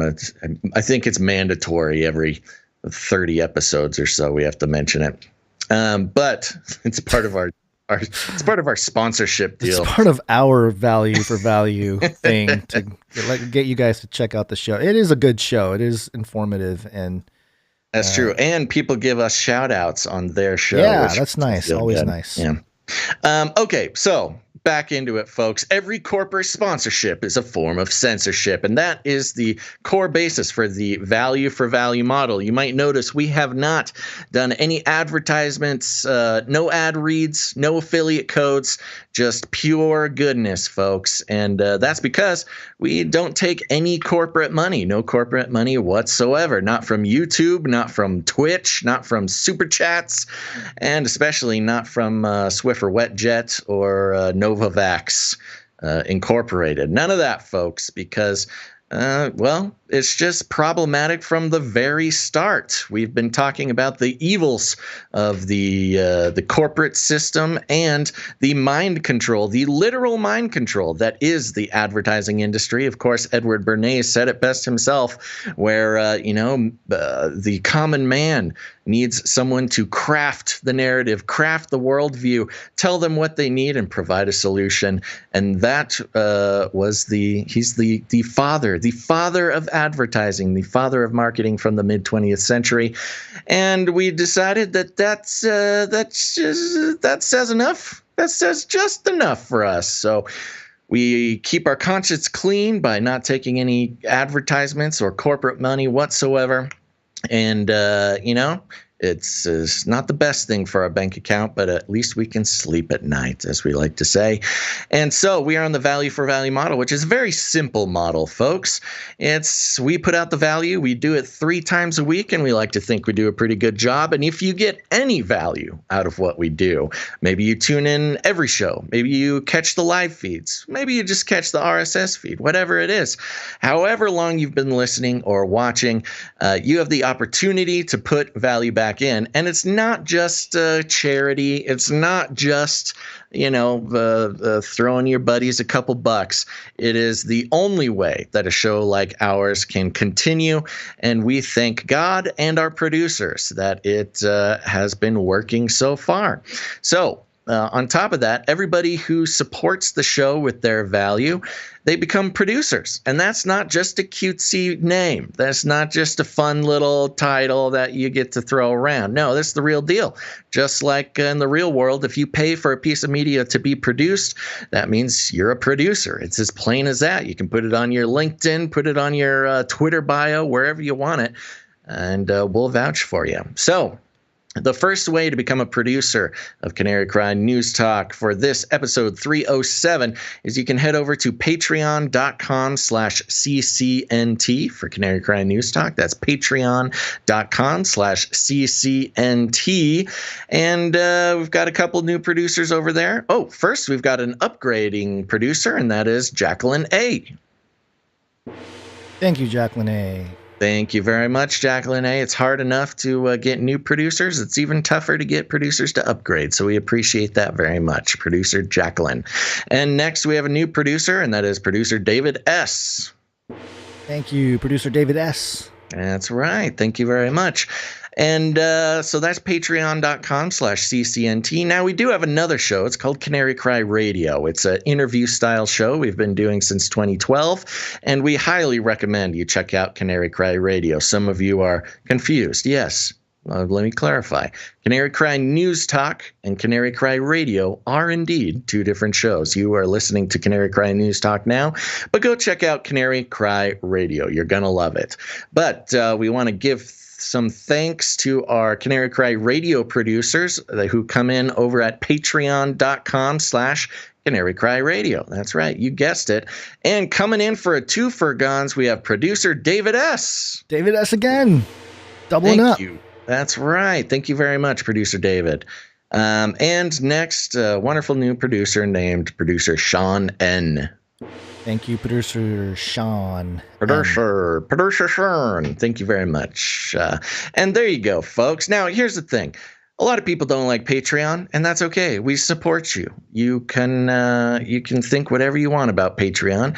And if that's the case, you can go ahead and head on over to canarycryradio.com/support. canarycryradio.com/support. That's right. canarycryradio.com/support is a great place to become a producer of the show. There are PayPal options. You can come in as a monthly producer, which we thank all of our monthly producers for helping lay down a foundation for the show every month. But if commitment is not your thing, you can also make a one-time producership in any amount. And there's also cryptocurrency and all sorts of fun stuff like that. So, Gons, who do we have coming in over on canarycryradio.com/support? For the PayPal, first up, we have producer Shield Labs. Thank you very much. Producer Shield Labs coming in again. There's some great consistency with producer Shield Labs lately. Yeah. Next up, we have producer Catherine L. Thank you very much, producer Catherine. And she says, keep up the good work. So thank you very much. Yes, we will keep it up. Next, we have producer Jeffrey D. Thank you very much, Jeffrey D. I believe he is our executive producer for this episode 307. Wonderful. And he says, thanks for helping me and my family with your content. You're welcome. For being a producer of the show. It's because of folks like you that we're able to do that. So we appreciate that. Next up, we have Brian and Michelle E. Thank you very much, producers Brian and Michelle. And they have a note here. Thank you guys for your reporting. We have been following Face Like the Sun for about 5 years, but just recently started listening to the live stream. Refreshing to listen to you both and appreciate your humor. Love from Minnesota, or as we like to say, Minnesota. Blessings, Brian and Michelle. Well, thank you very much. And I was worried, when we, not worried, worried's not the right word, but I knew I was sacrificing a little bit of what people are used to with the Face Like the Sun channel, because I would spend countless hours to make like a 10-minute video or 20-minute video. You know, it would take a lot longer to do all the research and put it all together. And I understand that doing a show like this is different because we're covering more news articles and stuff like that. But I think it was just time, you know, and it was important to get more information out there quicker. Yeah, well, plus you have a bunch more kids now. I know, that's the other part. Yeah, there's little ones running around and taking up a lot more time. Our system now is a little bit easier. But also, I want to say something about that as well. Of course, Face Like the Sun YouTube channel is a bastion and has been a wonderful resource for a lot of people. And yeah, some people, are a little cranky that it's not the Face Like the Sun of old. Now, to be clear, you're still producing Age of Deceit 4. You came out with, those are still coming. And you occasionally will do a traditional Face Like the Sun YouTube video. Yeah. And time permitting. Time permitting. And it's beloved and very valuable. And for some reason, a number of people think that I have been the one to come in and brainwash you and make you stop making videos, which is not the case. I encourage you to make as many videos as you possibly can. It's just, you started that project back before there were so many kids and responsibilities. I know. It's a different world. I know. And, it's funny because there's always somebody in the comment section. I'm not going to even give your name out, buddy, because that would be giving you too much attention. But every single episode, they listen to like almost every episode. And all they do, every comment is negative. It's like every time they say something, they're like, Gons, you need to get rid of that Basil. It'd be so much better if we just get rid of Basil. It's kind of flattering how impactful I am to this person's life, and so consistent with the same message. It's pretty impressive. But they're still listening. They still like watch every show. So it's kind of I don't know. I still appreciate your attention, I guess. Yeah. Hey, keep watching the show. Hope you learned something. Yeah. But yeah. So anyways, I guess we've never quite addressed that so directly. So there you go. To address all of the Face Like the Sun people. Hey, I'm right there with you. Of course, in a perfect world, I also want Gons to make more videos.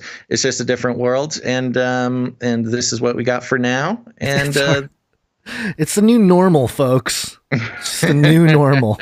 But he is working on Age of Deceit 4, and you can thank me for that. I keep cracking the whip on him. Okay, is that what that is? When I wake up in the middle of the night and googly eyes are staring over me and saying, "Yes, wake up now, research more." Yes, I'm using sleep. that voice to skull technology to brainwash you and to keep making Age of Deceit. Yeah. All right. Well, continuing on with the producers here. We want to thank producer Haley. Thank you, producer Haley. She came in with... Thank you very much, producer Haley. She's an Illuminati handler because she's got $33.33 going down to each penny there. And her note says, please only use my first name. Well, there you go, Haley. God bless brothers. Yay. Oops, sorry. Thank you very much, producer Haley. So thank you for that. Next up, we have producer Brian D. Thank you very much, producer Brian. And you threw that thing out there about, do you want us to mention the amount or not? Mm-hmm. And sometimes we get an amount and I'm like, is there something there with the significance or not? I can't tell. It's just a really random amount, but we appreciate it, producer Brian D. I think we're going to keep things as they are right now. But yeah, if so we'll read amounts if it's like if it looks like a special amount, of course, if it's 33 or 777 or 2019, 1984, something like that. But also feel free to, in your note, mention if you want us to read the amount or not. Again, we will always lean towards the side of anonymity. So, let us know if you want us to share info. Perfect. Next up, this is, I think, stuff coming in during the show, so we appreciate all those folks. First up, Ciara F. Yeah, producer Ciara. Thank you very much. And she has a note.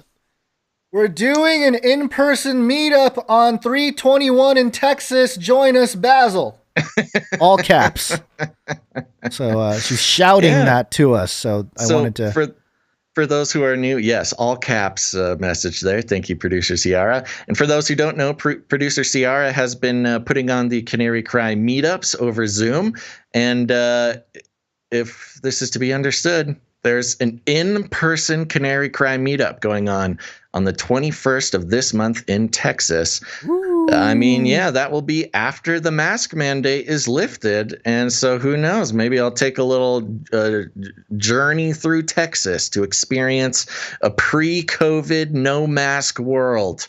I don't know what city or what's going on, but I'm sure Ciara will make that information available, especially over on canarycry.community. So Texas listeners or surrounding states, go check on canarycry.community and look for the meetup tab there.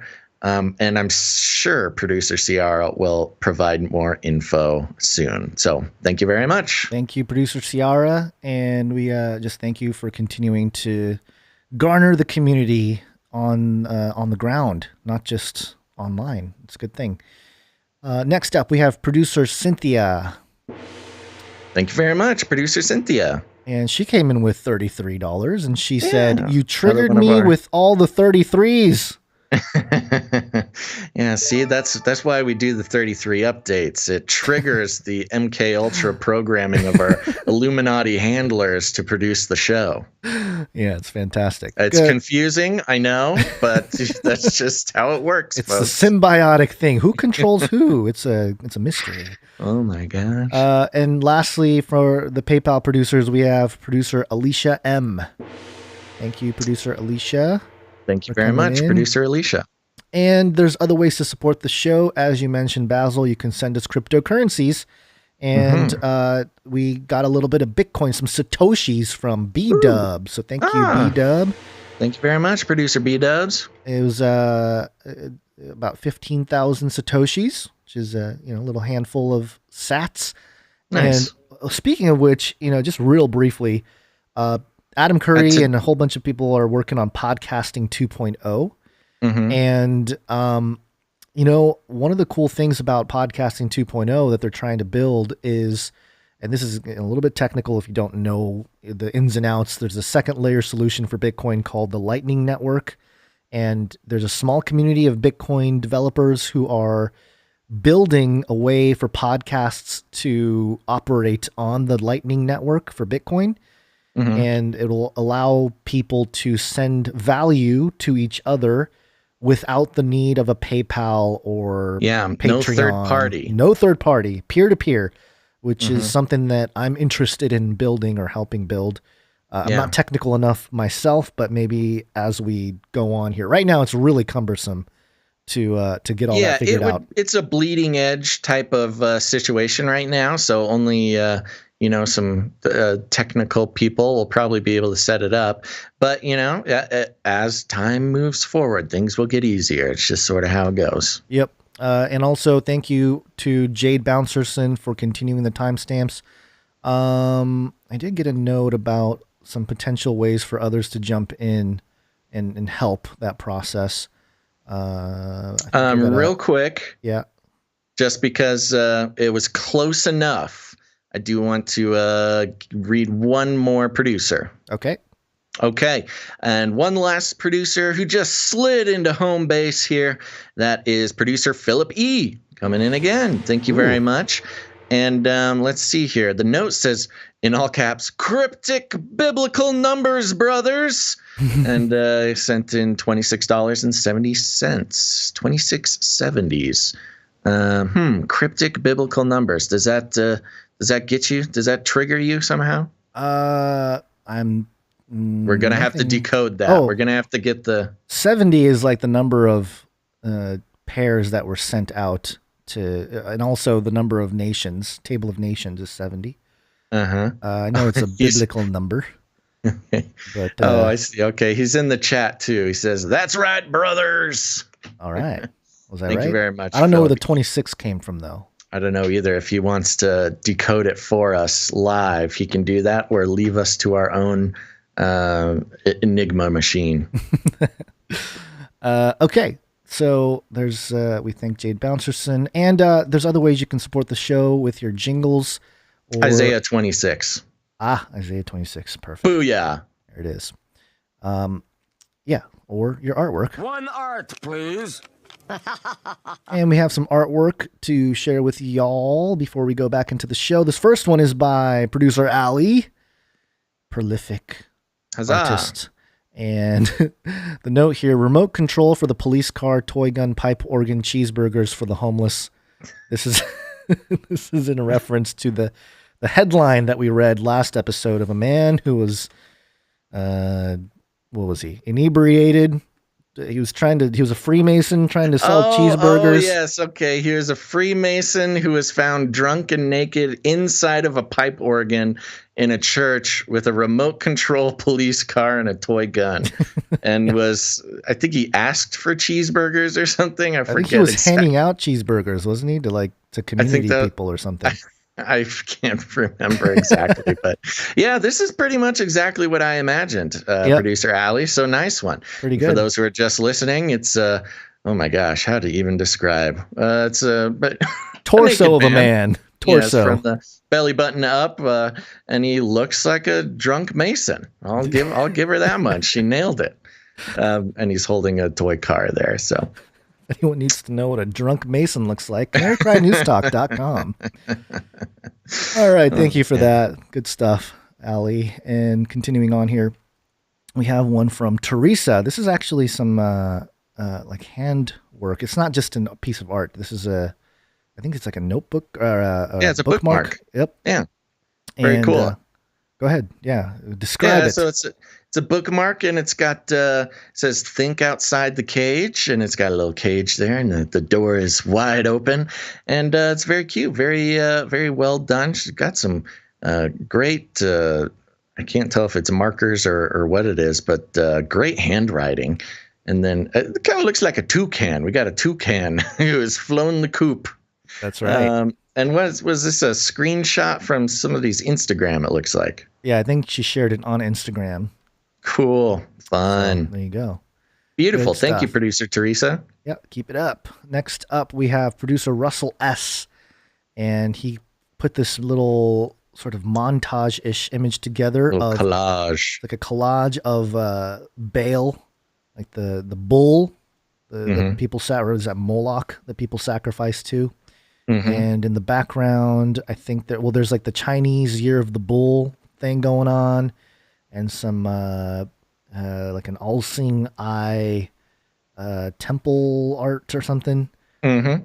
There's a lot happening here. Yeah, it looks like the book cover of like a self-published book on Year of the Bull, Baal, exposed. I think it has something to do with the last story as well, where the Pope went to in Mesopotamia.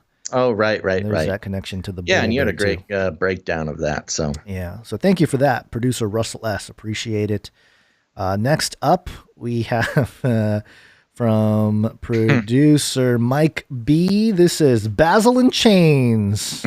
Yes, this is in reference to you talking about how I kind of look like the Alice in Chains lead singer. I'd never seen that person before. I could see where that would same. I don't know, similar features, I guess. But in this image here, Mike B has got a picture of him in a weird shiny leather jacket. Looks like he's on stage doing his thing, but he's wearing a giant VR headset with googly eyes. That's Basil right. in Chains. Yeah, you can't kill the rooster. We've got the same eyes. I'll give you that much. Same eyes. Good stuff. And lastly, we got one from Quantum Solace. And this is it's like a comic book cover, black and white. Googly Comics. It's 25 cents. The good old days. Basil's Avengers Corner podcast, episode 33. This week's guest, Gons S. Yes, in reference to a fictional podcast where I finally put all of my newly acquired Avengers knowledge to use. And we've got some sketches here. It looks like hand drawn. Yep. We got Spider-Man, we got Wolverine, we got Hulk, and then we got Gons. You look like you've seen better days, Gons. Yeah, I look a little rough. You're wearing like a jacket, like a suit jacket. I wonder It's a little tattered. Backpack. Yeah. You look like a real comic book enthusiast. What's going on with my left leg? It looks like it's broken. It's yes, like your legs the are wrong facing direction. in different directions, but it's a stylistic choice. Yeah. Your beard is looking nice and kempt, though. I know that's. It's sad when the art, the hand drawn beard is more groomed than the real thing. You know, it's a problem. Funny. All right, well let's go ahead and announce the winner real quick. Yeah, let's do it. So we February was the Canary Cry Silver giveaway. Throughout the month, people were doing social media posts, entering the giveaway. It's not a raffle. There's lots of laws around raffles. This was a giveaway.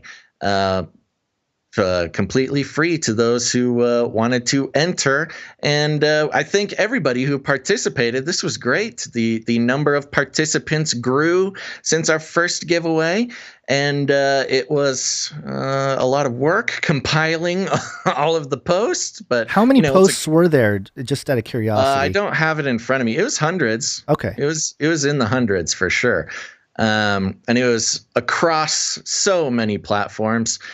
So I appreciate everybody doing that. And I did draw the winner, did it the old fashioned way like I've been doing. I'm sure there's a easier way to do it, but the winner of February's Canary Cry giveaway is somebody named William M. Congratulations, William M. If you're listening now, go ahead and send an email to canarycryradio@gmail.com or canarycryradio@protonmail.com.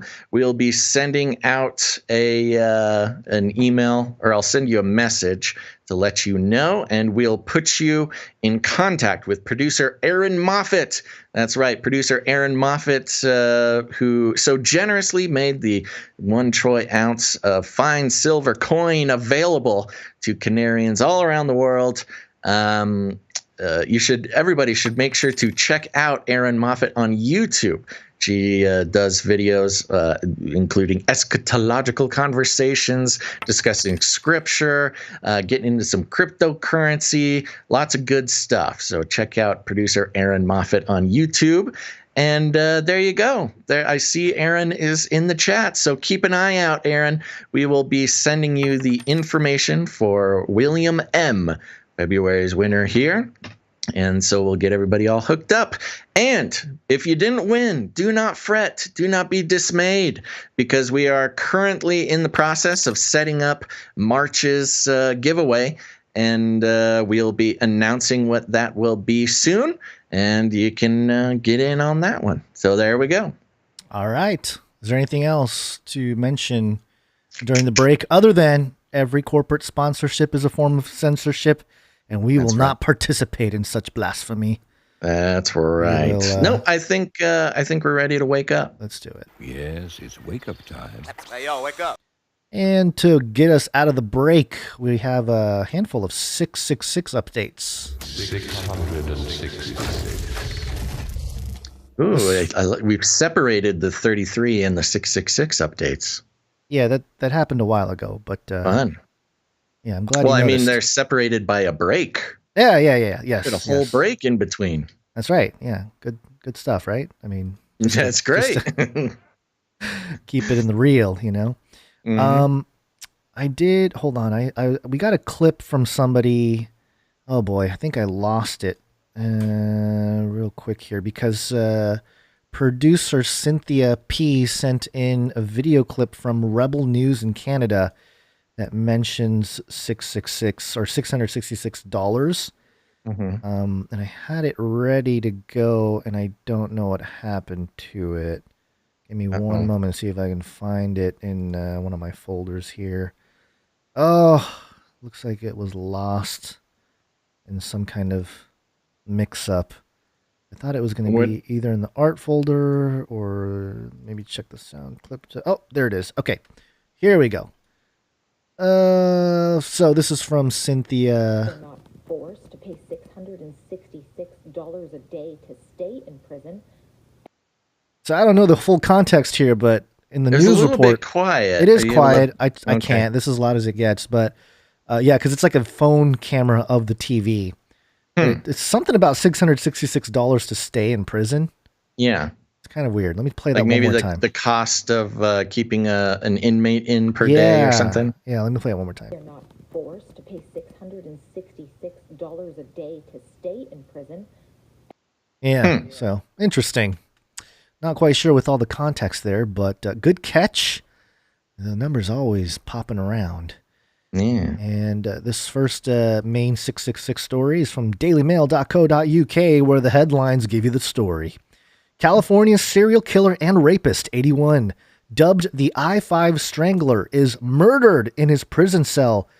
He shared with convicted killer with 666 face tattoo. Oh my gosh. Yeah. There is so many things going on in there. There's a lot of stuff going on. Yeah, well, thank you, Daily Mail. The headline says it all. I know. Yeah, we don't even need to get into it. It's just pretty self-explanatory. Okay. Next up, we have a Market Watch update here. Headline, Boeing, Dow Inc. shares gains, leads Dow's 666-point surge. Oh. There you go. What a perfect number for the stock exchange. Yeah, Boeing moving 666 points higher in a surge yesterday or a couple days ago. And one more here. This is from tuco.com.ke. Top 10 really scary phone numbers that you should never call. Okay. And one of them is 666 666 666 with the number 666 associated with the devil. You must always be on your guard when you see it. There's an assumed mysterious association of the number with victims whose death is unexplained. People claim that if you make a wish when answering the call, it will be granted. However, you'll die shortly afterwards. It's also rumored that 666-6666 or 999-9999 could be the number of the beast or Boogeyman's phone number. So very insightful from tuco.co.ke.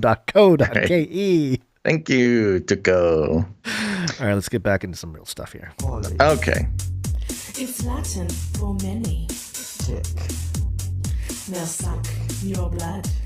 Politics. Artificial intelligence. Okay. It would not be a politics section of the show without checking in on our good buddy Biden. This is coming from BBC.com. Got hairy legs. The headline is Biden urged to back AI weapons to counter China and Russia threats. The U.S. and its allies should reject calls for a global ban on AI-powered autonomous weapon systems, according to an official report commissioned for the American president and Congress. It says that artificial intelligence will, quote, compress decision timeframes and require military responses humans cannot make quickly enough alone. And it warns Russia and China would be unlikely to keep to such a treaty. But critics claim the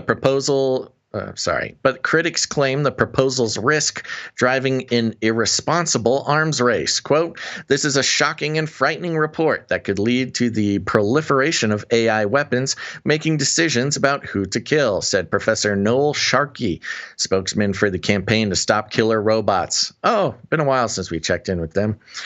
Quote, the most senior AI scientists on the planet have warned them about the consequences, and yet they continue. This is a funny little contradiction going on, especially with the Biden administration, where basically their motto is follow the science. You know, Biden keeps talking about how he believes in science and how he will follow the science. And yet we have all these scientists saying scientifically artificial intelligent robots will destroy us all. And in that case, they don't seem to be following the science. No. Quote, this will lead to grave violations of international law.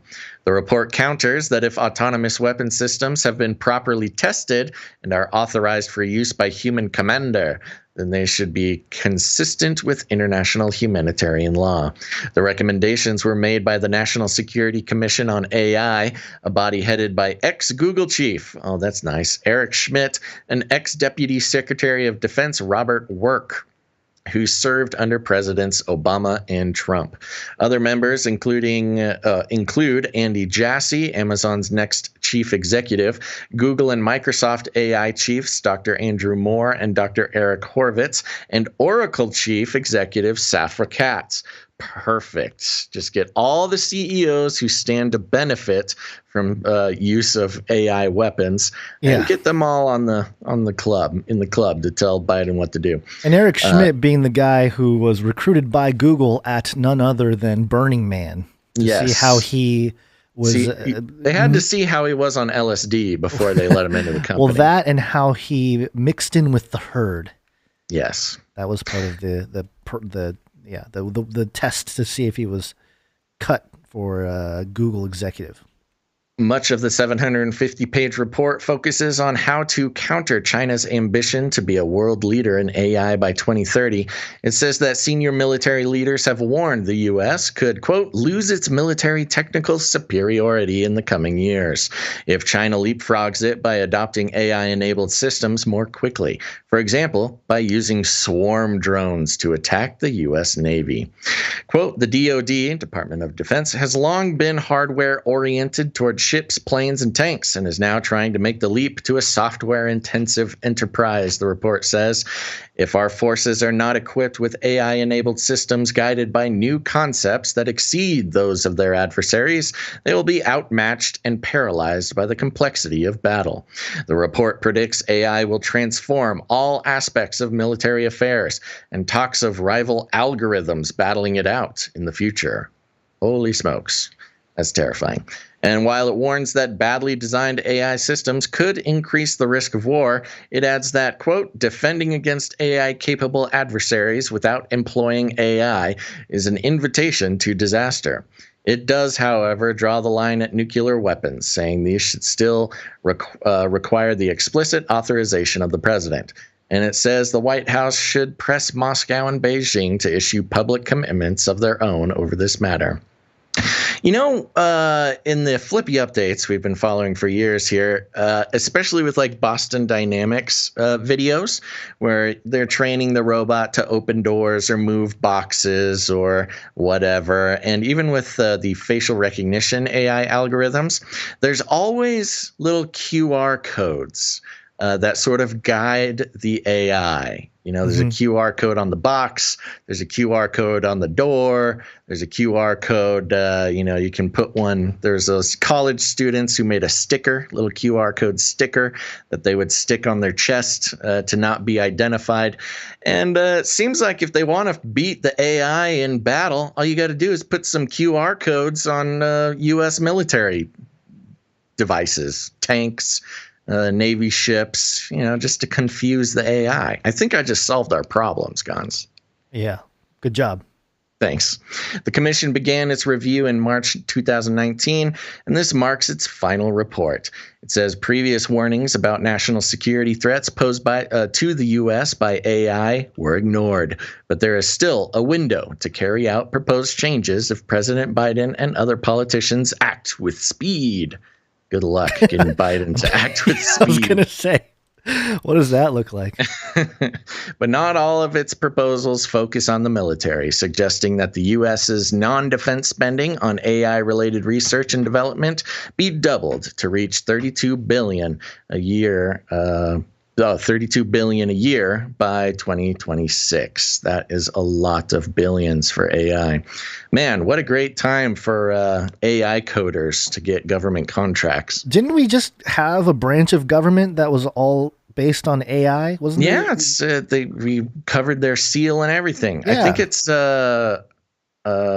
blockchain too. It's I don't know, what is it? It had a bad name. It was like let's look it up. Okay. Keep reading. National AI something office. It had the word office in it. All right. Yeah. Other proposals include creating a new body to help president guide the U.S.'s wider AI policies. We just did that. When was this? This came out 2 days ago, and it's suggesting they create a new body to help the president guide the U.S.'s wider AI policies. You know why? And they did it. What? Because it was under the Trump administration. It's the National Artificial Intelligence Initiative Office. Yeah. Yeah. Is it gone? Did he just explode it? I don't know, but it sounds very Biden. It's like this exists. The thing they're calling for exists or existed. That Trump, he's a bad man. He's a bad man. Get rid of everything he did. Oh my gosh! Do you have the seal still? Is the seal available to look at? I found the TrumpWhiteHouse.com archive thing. Hold on, let me see if I can find the logo. We would have had the link. The link is probably somewhere on Canary Cry News Talk. Yeah. All right, let me know if you find the logo. Okay. Other proposals include relaxing immigration. Ooh, relaxing immigration laws to help attract talent from abroad, including an effort to increase a brain drain from China.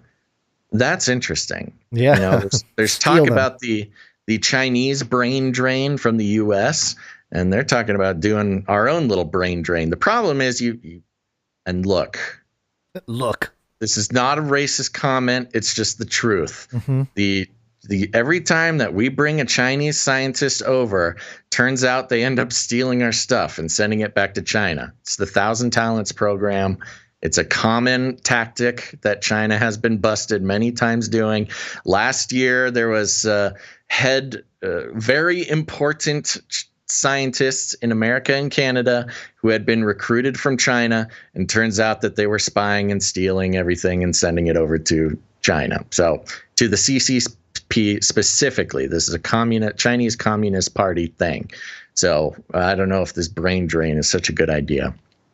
Anyways, we need to create a new university to train digitally talented civil servants, okay?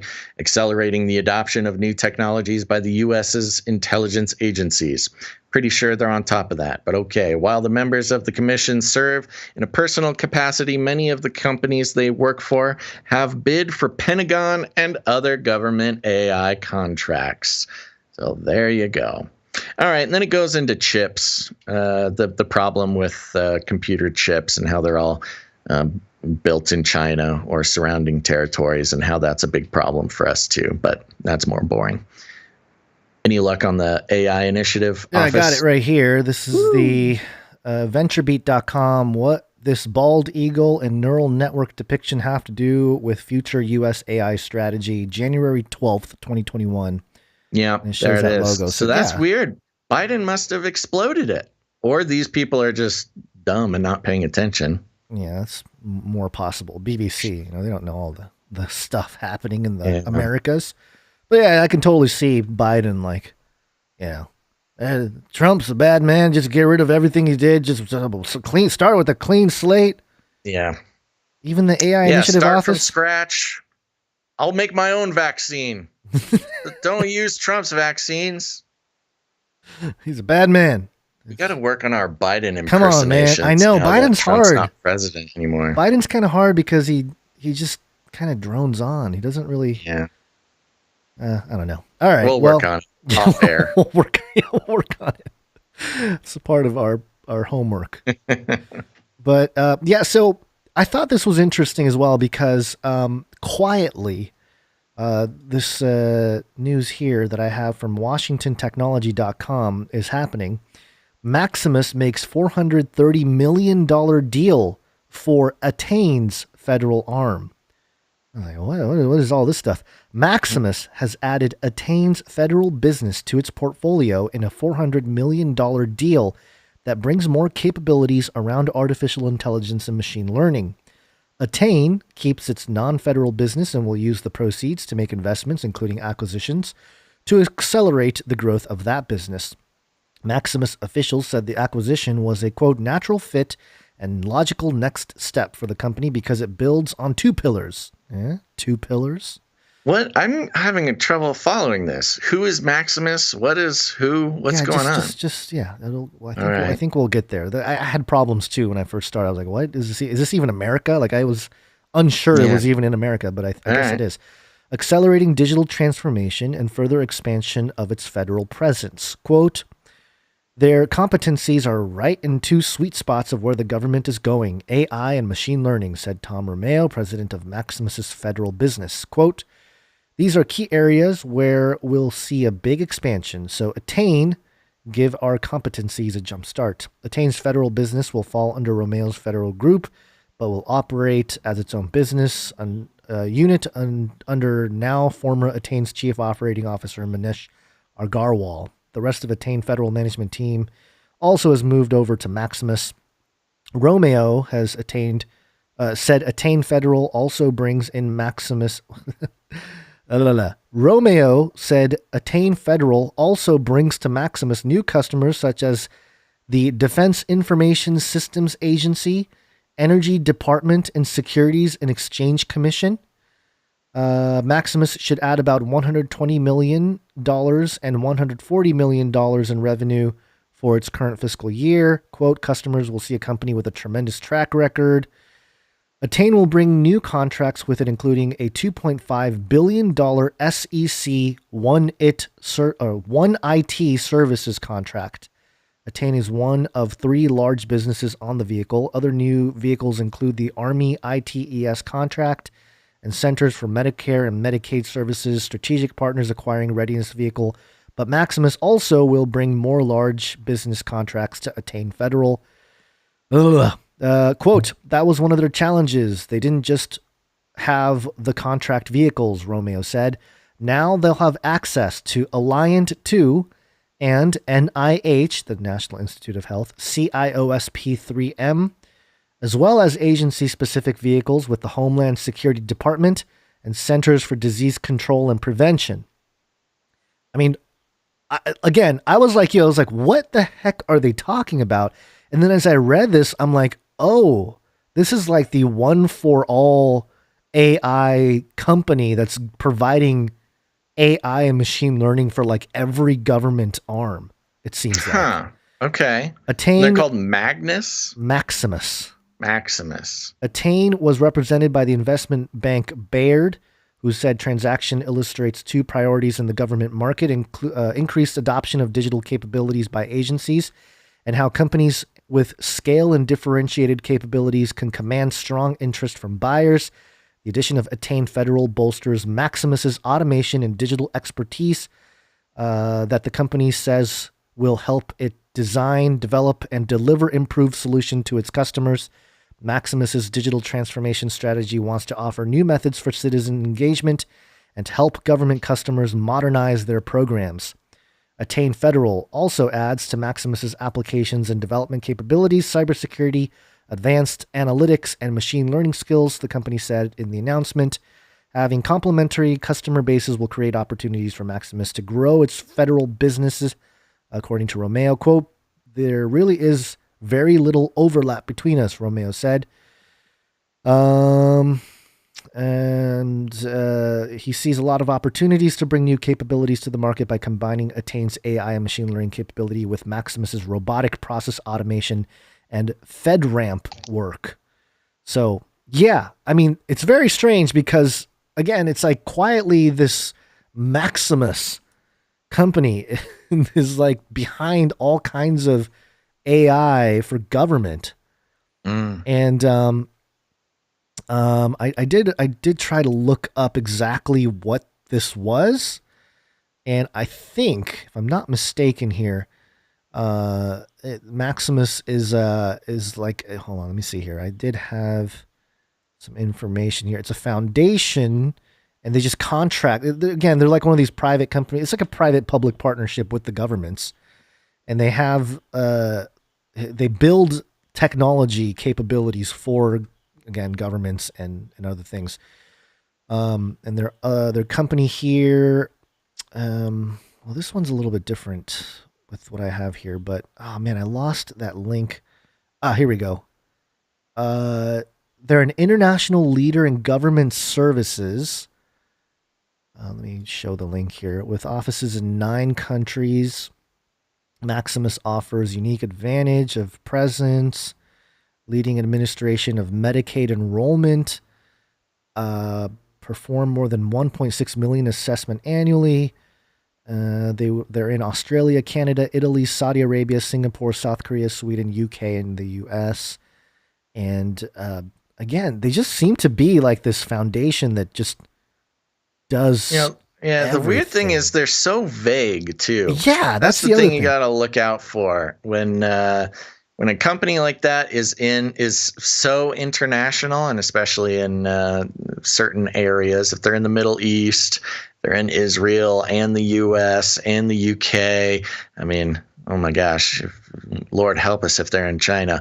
But so vague. I mean, even you look at the design of their website and their logo and everything. It's all very bland. Super bland. It doesn't catch your eye. All the language is very vague. That's all on purpose, and it's because they want you to lose interest. They don't want you too engaged in what they're doing. Yeah. So it is a little weird. I haven't done the deep dive on this, but those are the things you want to look out for. Look at their drop-down menus have way too much to look at. You kind of just lose interest the second the drop-down menu comes out. Yeah, this is interesting.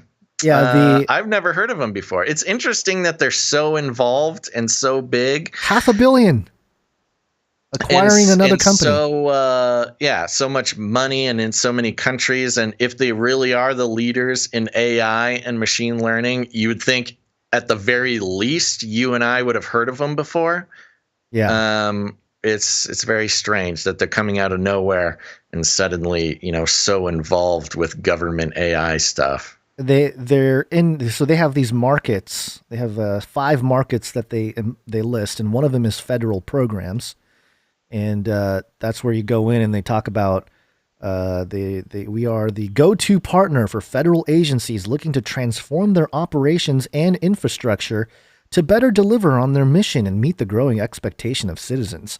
Vague, means nothing. Super vague. Like what? Says what are you nothing. Digital transformation, digital revolution in governments. Embrace the digital revolution in government. I don't know. It's just weird. Like who gave them the authority to what it is it's probably owned by a bunch of if we had a way of figuring out the stakeholders in this company, there's probably at least 20 Congress people. Biden probably owns some of it. That's kind of the thing. They might whoever can secure the contracts are usually the ones who are pulling the strings on the other end of that deal. Right. Yeah, so along these lines here, you mentioned China, and we do have a quick update about China. Welcome to Chinese News! And this has got the creepiest looking, I don't know, is this a GIF or a little video thing with a giant eyeball with the iris is an iris, like a camera iris.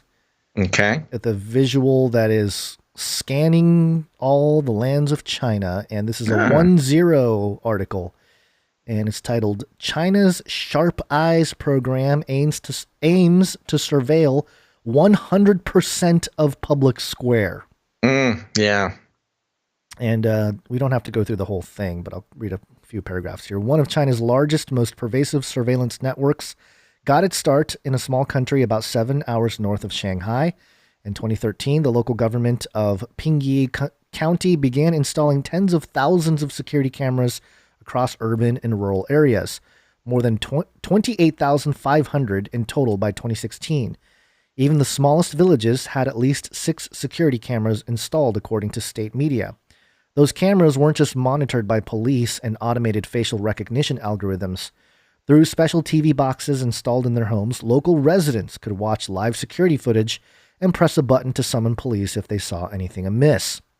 Talk about the virtual panopticon. The citizens police each other. Right. Yeah, exactly. That's the thing. The snitch nation. You get citizens to police one another.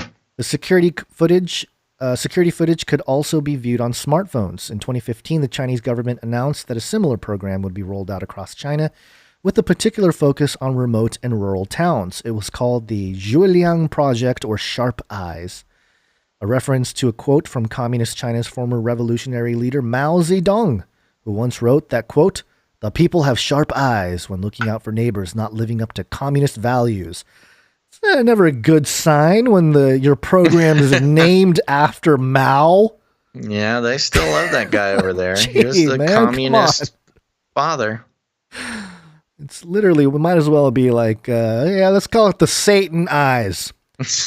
Sharp Eyes is one of a number of overlapping and intersecting technological surveillance projects built by the Chinese government over the last 2 decades. Projects like Golden Shield Project, Safe Cities, Skynet, Smart Cities, and now Sharp Eyes. I remember that. They do have an actual thing called Skynet. Yeah, I think we covered that on the show a few years ago. Mean that there are more than 200 million public and private security cameras installed across China.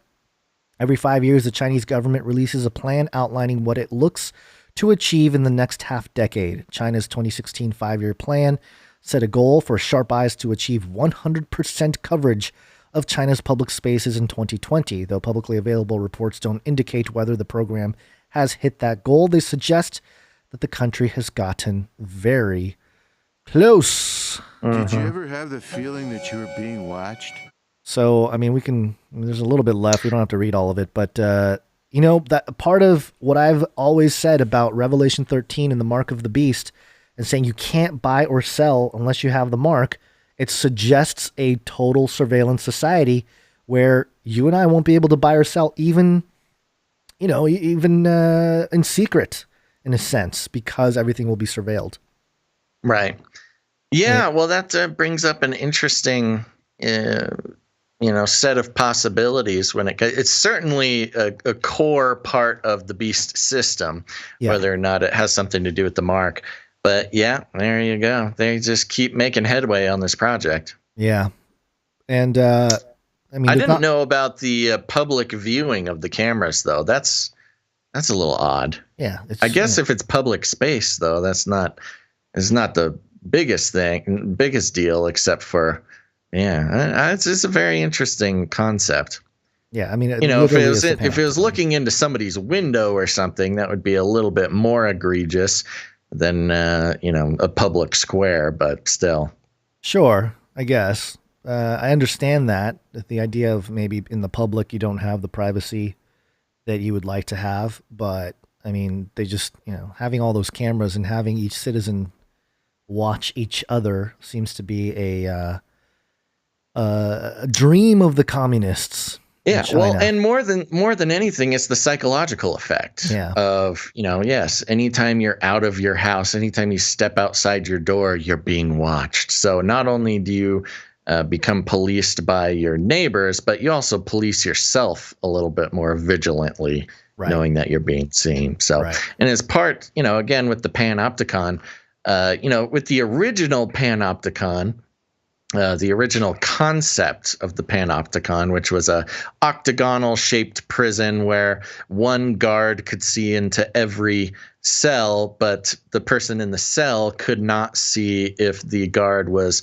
looking at them. So they just acted as if they were always being watched. Yeah.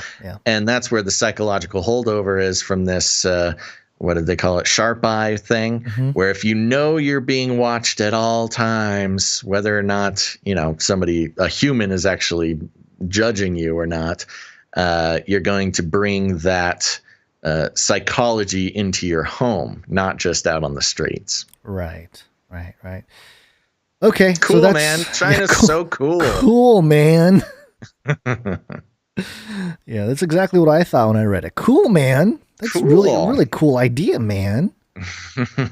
All right, so we have another update here about Mitt Romney. Speaking of sharp eye, let's look at some black eyes. That's my punch sound. That's kind of a weak punch sound. Do I get a better one here? Hold on.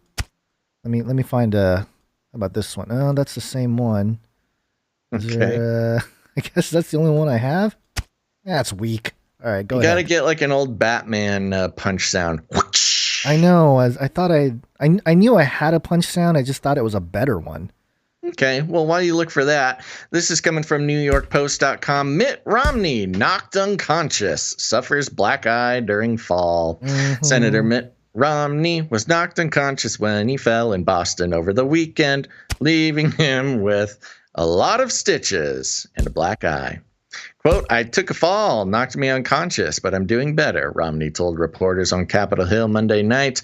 The Utah Republican said he was visiting his grandchildren when he got injured. With noticeable bruising under his right eye, Romney infused some humor into the situation. Oh, did he? I went to CPAC. That was a problem, the Republican lawmaker joked, referring to the Conservative Political Action Conference that ended Sunday. Notice how they don't mention that it was because he was a traitor and went to CPAC. Romney was not invited to the marquee event after receiving backlash over his vote to impeach President Donald Trump. Certainly got a bash. Asked how many stitches he received, Romney claimed he was not sure. Quote, a lot of stitches. I don't know how many. I asked the doctor how many stitches, and she said, I don't know, but it's all through my eyebrow and lip. That's not true. I'm pretty sure when you get stitches, they count them. Yeah, they do count them. I've never heard of anybody got stitches and didn't know how many stitches. It's like a thing. That's like part of the measurement of getting stitches. You're like, oh, I got 1 stitch. Oh, I got 3 stitches. Oh, I got 8 stitches. I required the number is always attached to the stitches. That's weird that he did not know. And even more so that the doctor did not know. Yeah. So that's suspicious. But we know that these black eyes are always a suspicious thing. And I dropped a few more little images in there, Gons. I have an article here, a quick one that kind of explains the idea. But before we do, you know who gets stitches, right? Snitches get stitches. Did he snitch out? Yeah, I see the images. I can include those in this thing here. But this is disclosed.tv. The Black Eye Club, initiation ritual, or a sinister secret society. And it's got a picture of David Bowie, Bush, Pope Francis, and one of these, I don't know who that middle guy is. Some guy who's That's got John Kerry. John Kerry? Oh no, you're looking at the one you gave me. I'm looking at the one on the website. Different one. I'll show that one too. Yours is pretty good. Where's the link that you got? You have a secret link that I don't have? Yeah, sorry. What is this? Secret links, guys. He's not sharing me the links. Oh, maybe I thought I had it in here. Oh, I guess I didn't. Okay, here it is. Hold on. Let me drop it in for you, and then I'll also show the image as well. Yeah, this is a thing. If you're a fringy type person, you've been following this type of weird stuff for any amount of time, you've probably heard of the Black Eye Club. But in case you haven't, sounds like Gons has a secret link here that he's going to share with you. Well, it's just disclosed.tv. But it says here, make no mistake, this isn't an organization of any kind. In fact, the officially referred to Black Eye Club is said to be a growing community of celebrities, businessmen, politicians, and heads of state alike who all wound up with black eyes.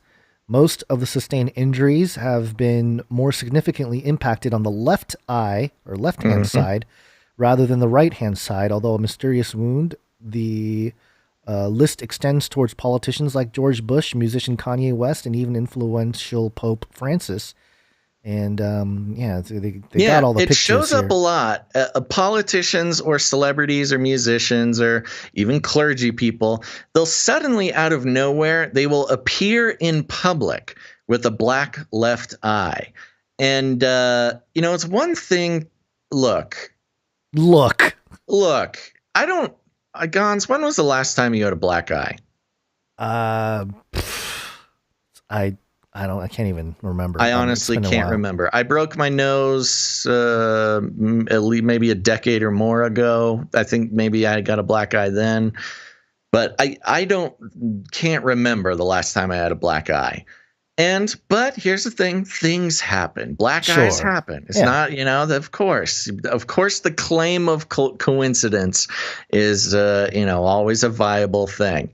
But if you're a celebrity, a politician, anybody like that, and you have a black eye, you're probably not going to get up and give a speech without getting it covered up somehow. Yeah, a little makeup, a little makeup, touch up or something. Yeah. Right. But the weird thing is there's this theme where celebrities or politicians or whoever, they'll have a black eye, usually the left eye, and they'll be appearing in public as if as if nothing happened.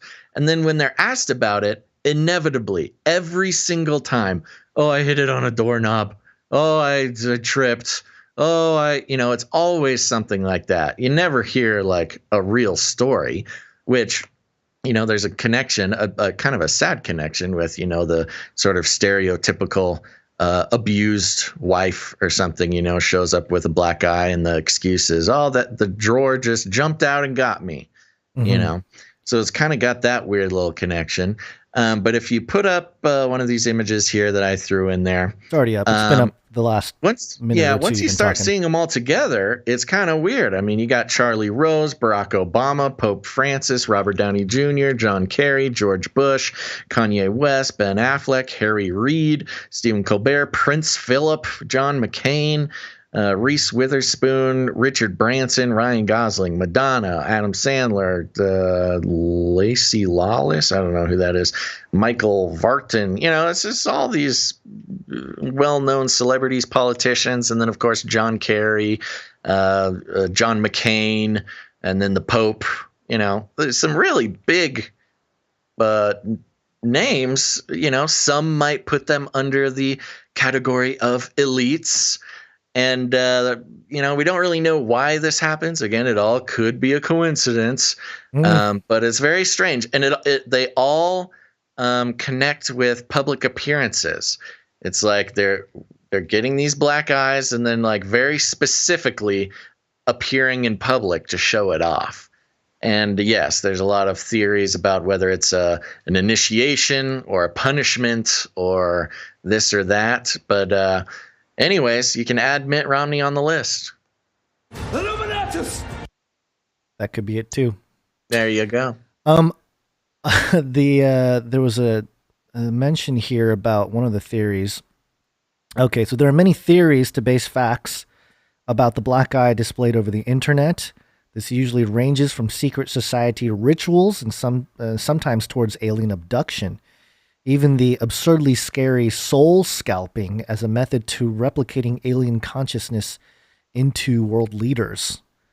That's another thing it could be. I mean, is it if something happens, your eyes are a window to the soul. What if there's some demonic entities trying to get in there, and that's part of the ritual to charge you with some demonic power or something That like is that. quite the theory. It is quite the theory.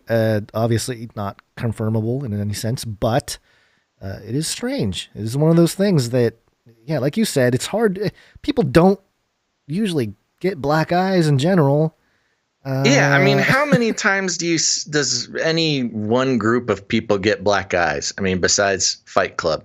Fight Club gets black eyes. But yeah, I don't know. You just don't see a lot of people doing it. So when large numbers the weird thing is it's a mix, the weird mix, it's the mix of elites, which really a lot of people scoff at, You talk about elites and you're like, yeah, it's politicians and celebrities and musicians and clergy people. They're all elites. And that kind of turns the normies off. They don't really get that they can all be connected.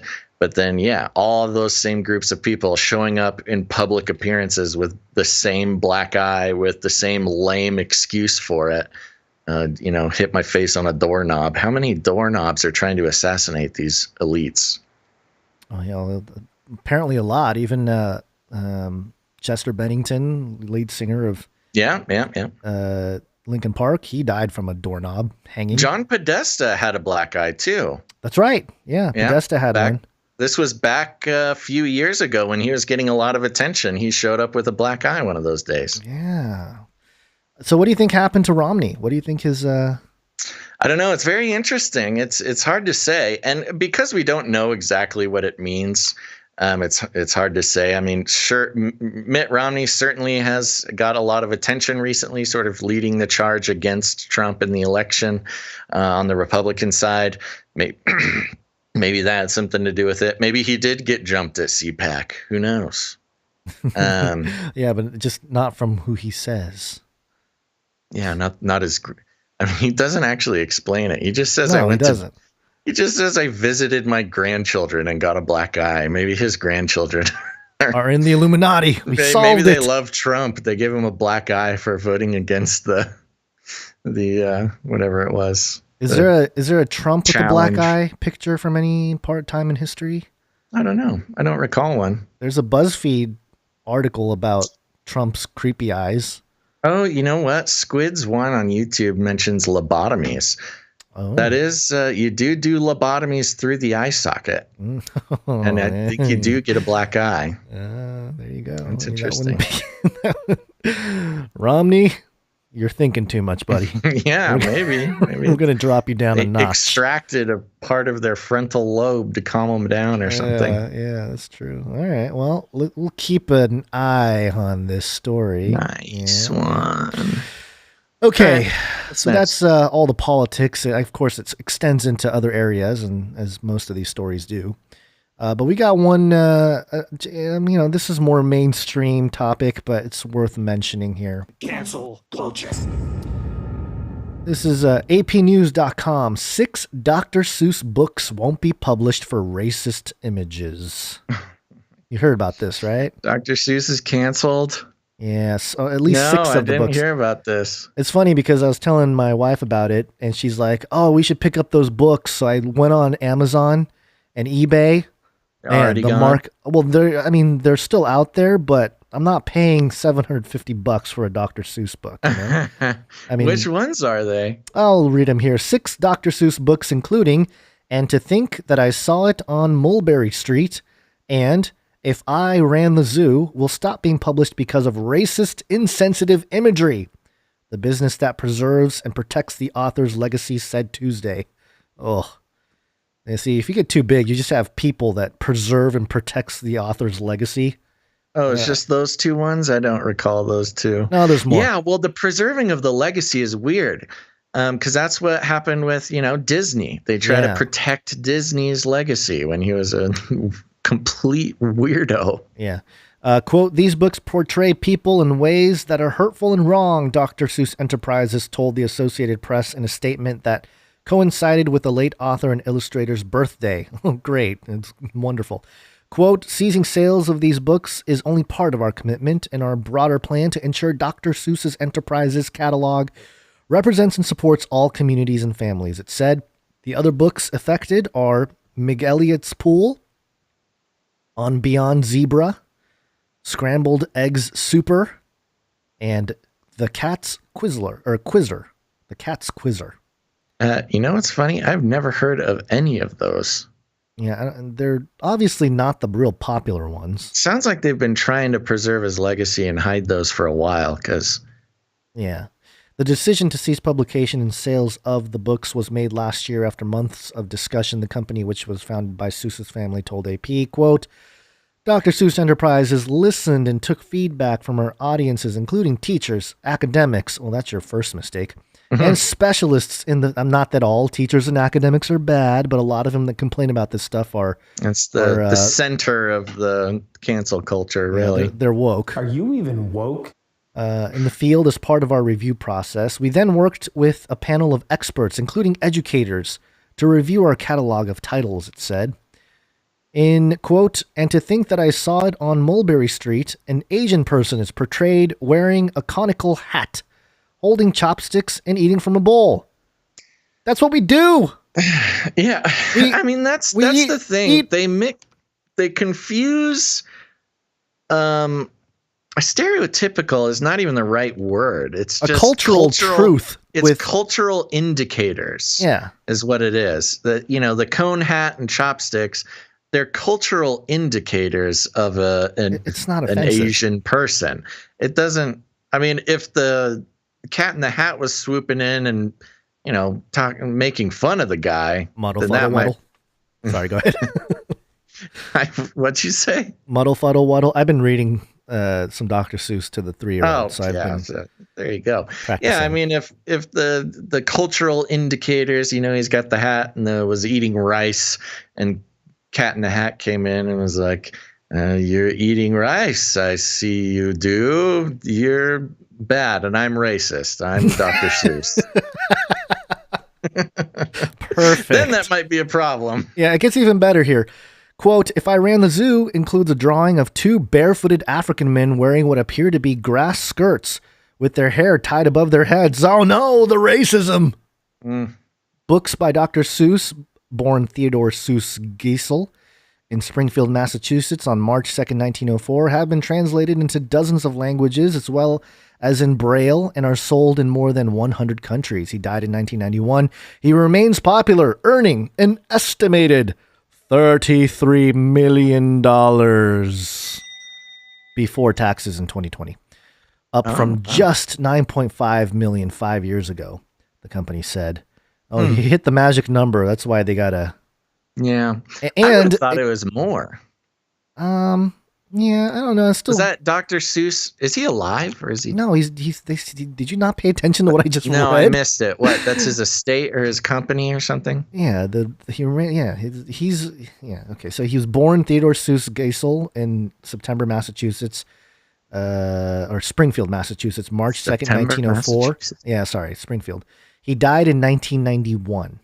Okay. Yeah. Wow. That was a long time ago. His earnings, so maybe not the company, but his earnings was $33 million before taxes in 2020, up from $9.5 million. That's what I don't get. His earnings. He's dead. Where are these earnings going? Forbes listed him number 2 on the highest paid dead celebrities of 2020. So it's his estate. It's going to his estate. Yeah. Then. Behind only the late pop star Michael Jackson. Within hours of Tuesday's announcement, Dr. Seuss books filled more than half of the top 20 slots in Amazon.com's bestseller list. Mulberry Street and If I Ran the Zoo were on the list, along with Oh, the Places You'll Go, Green Eggs and Ham, and others still being published. You know, this is like, all it does is create this massive secondary market. You know, for a short while. It just raises the value of these racist books. I know. I don't know. Random House children books Dr. Seuss's publisher issued a brief statement Tuesday, quote, "We respect the decision of Dr. Seuss Enterprises, DSE, and the work of the panel that reviewed this content last year and their recommendation." Well, of course you do, because you don't want to be canceled. You don't want to lose one of your biggest money makers, Random House. Well, I will say, I think that they did this in order to avoid Dr. Seuss getting canceled. So they canceled themselves? Yes, he self-canceled to keep you getting canceled. Oh, I bet you we can go into some of the ones that haven't been self-canceled and find reasons to cancel them. Oh, eventually. So, we don't even need to do it. That's work we don't even need to do. Somebody else will definitely do that. There's a Ben Shapiro quote. Let me try it here. Oh, good, please. We've now got foundations, book burnings, and authors to whom they are dedicated. Well done, everyone. Everybody loves waffles. Wow, that was pretty good. I don't know if that was a good Ben Shapiro, but that was that's pretty good. Yeah, all right. I mean, there's not much else to say other than there we go. Add them on the list. Yep. Yeah, I didn't know. I didn't own any of these either, and I don't care. It doesn't make the world better. You know? Yeah. It doesn't do anything other than protect themselves, I guess, from the woke crowd, which that's what I don't understand. I know, but like the fear of the woke minority, it's such a weird phenomenon. Do they have that much power? For now. Apparently they do, because they're making companies lose their own thing. Let's see here. How are we doing on time? We're getting there. Okay, we're almost there. We're almost there. Yeah, we got to finish up. But you want to do a little CRISPR update here? Yes, this is a CRISPR update. CRISPR. Cas9. This is coming from ScienceAlert.com. The headline: Experimental CRISPR treatment cuts cholesterol in mice by up to 57%. In a single shot. We've got a cholesterol vaccine, Gons. I know. I might need to get one. Oh, apparently we all do. I know. Scientists have improved upon a form of gene editing therapy, creating an experimental treatment that looks to hold great promise for treating high cholesterol, a diagnosis affecting tens of millions of Americans and linked to a number of serious health complications. In new research conducted with mice, researchers used an injection of a newly formulated lipid nanoparticle. Dun, dun, dun, nanobots, alert. No, particle. That's not a nanobot. No. It's nanobots. I saw it in a YouTube video. Oh, okay. All right. I'm just being mean. In new research conducted with mice, researchers used an injection of a newly formulated lipid nanoparticle to deliver CRISPR-Cas9 genome editing components to living animals with a single shot of the treatment, reducing levels of low-density lipoprotein LDL cholesterol by up to 56.8%. In contrast, an existing FDA-approved lipid nanoparticle, or a tiny biodegradable fat capsule. LNP is the yeah, it's basically just grease. It's just a tiny little piece of grease. Lipids, I believe, if I remember. If I remember from my chemistry class, lipids are just like fat or oil or something. In contrast, an existing FDA-approved lipid nanoparticle, so tiny grease, delivery system could only manage to reduce LDLs by 15.7% in testing. Of course, these results have so far only been demonstrated in mice, of course. So the new therapy will take a lot of further testing before we know it's both safe and equally effective in humans. But based on these results so far, signs are promising. The way the treatment works relates to a gene in humans called angiopoietin 3, angiopoietin 3. Weird that it's in the name. Angiopoietin 3.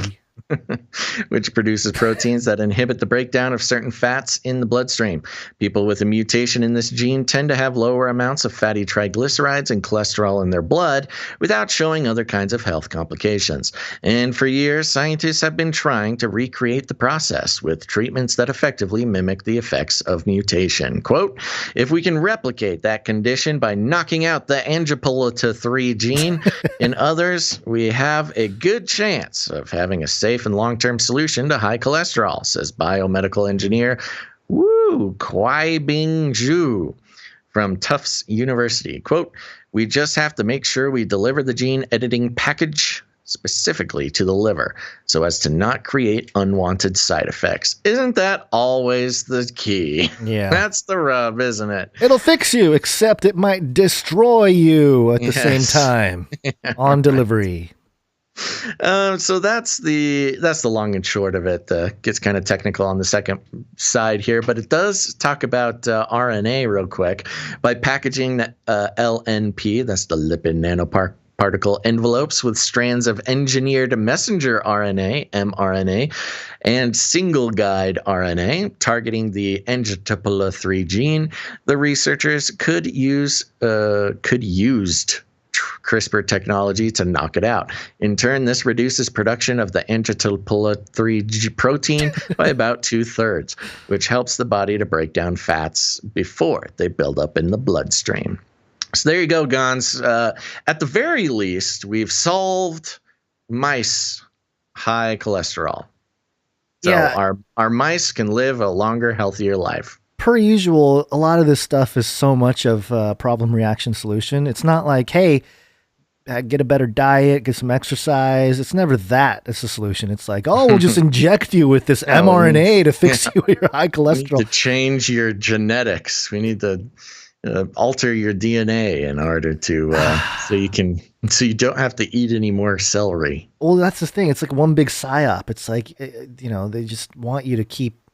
But I mean, it is sort of a tempting thing. It's like, oh, I can eat all the junk and all the stuff I want to eat. And if I get in trouble, I'll just get the CRISPR treatment there and I'll be just fine. And I can keep going back to eating all the yummy stuff that I like to eat, Man has become the master of their universe. Have they? They're trying. At least the mice universe. We completely control the mouse universe. Yeah, so Pinky and the Brain were right. Yeah, I loved that show when I was a kid. I think they did a remake with the Animaniacs. All right. I thought they were Animaniacs all the way. It started as a mini segment in the Animaniacs, and then they got their broke off and got their own show. Yes. Okay, this has been your Animaniacs moment here on Canary Cry News Talk, and I think that's the end of the show, Gons. All right. Remember the song by the Animaniacs that said all the nations of the world? Yeah, my high school Canada, teacher. Mexico, Panama, Haiti, Jamaica, Peru. You know what the funny thing was? By high school, we had to learn the song in high school because apparently it was important for us to learn the name of every country in the world in a song. And I could never do it. I was very bad at it. But I learned it. I learned it in 4th grade. I was like the star in 4th grade because I could sing the song and I could name all the nations. Yeah, well, you were Asian. Hey, that's racist. No, it's cultural signifiers. Cultural signifiers. Crete and Mauritania, then Transylvania, Monaco, Liechtenstein, Malta, and Palestine, Fiji, Australia, Sudan. That's how the song ends. We're Pinky and the Brain. We're Pinky and the Brain. One is a genius, the other's insane. Okay. I don't want to get a copyright strike with my excellent rendition. I'm sure the sound waves are really catching. The algos are looking at it going, it looks familiar, but we can't quite match it. If he does it for one more second, we'll get him.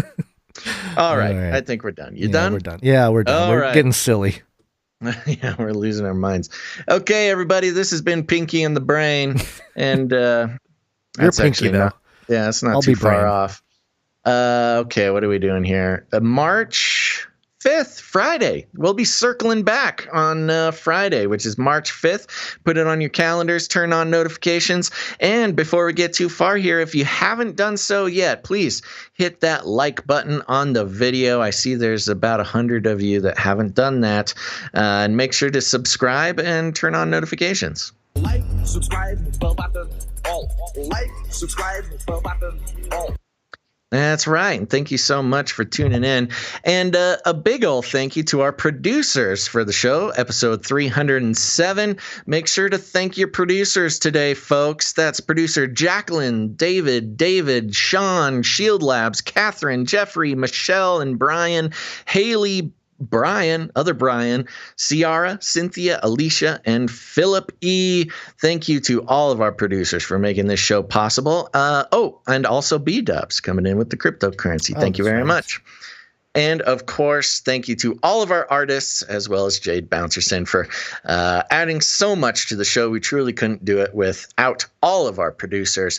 It just warms our heart to know that people are staying involved and helping us make the show, because we can't do it ourselves. Amen. Did you have something to say? No, just thank you to all those producers as well. We really just making a noise. Really appreciate it. No, I was saying amen. I don't know what you want me to say, buddy. Okay. So make sure to tune in on Friday. And remember, we'll need some producers for Friday's show. So as usual, if you could go ahead and, pray about it, see if the Lord leads you to become a producer of your very favorite podcast. And remember that all corporate sponsorship is a form of censorship. And so you have an opportunity to help, not just help us break away from that system, but help yourself break away from that system, from the mindset where you put yourself up for sale just to get some free media. Now, here's the thing. There's many ways to help produce the show. If financially supporting is not the way for you, oh, by the way, you can go to patreon.com/CCNT or canarycryradio.com/support. canarycryradio.com/support.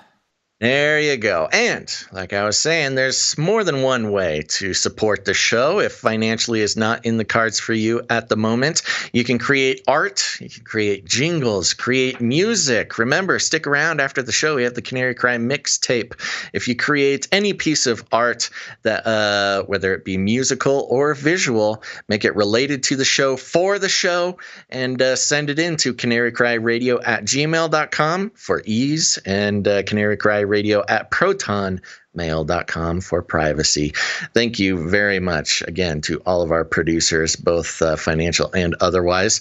And remember, you can also support the show by helping spread the word. There's a few ways to do that. You can leave reviews and ratings on Apple Podcasts. That is always a heartwarming moment for Gonz and I to read those reviews. We read every single one, and we also read them on the show here. So If you want to get featured on the show and help the show spread, convince, trick, shall I say, those algorithms into sharing the show with those who may not have heard it, go ahead and leave a rating and a review on Apple Podcasts. Thank you for those who did that. I'll be, if any come in, right now there's no new ones have come in, but if any new ones come in, I'll read them on Friday. So that's a great way to get on the show and help the show. You can also, hey, here's the thing, folks. You got friends, you got family. They're starting to wake up to the fact that the world is not what it seems. Actually, I want to take this moment to digress for a moment.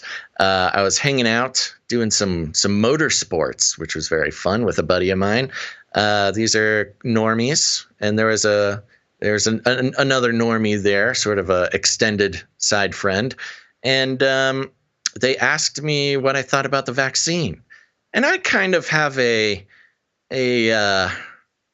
reputation with this friend group for being a little radical. Sure.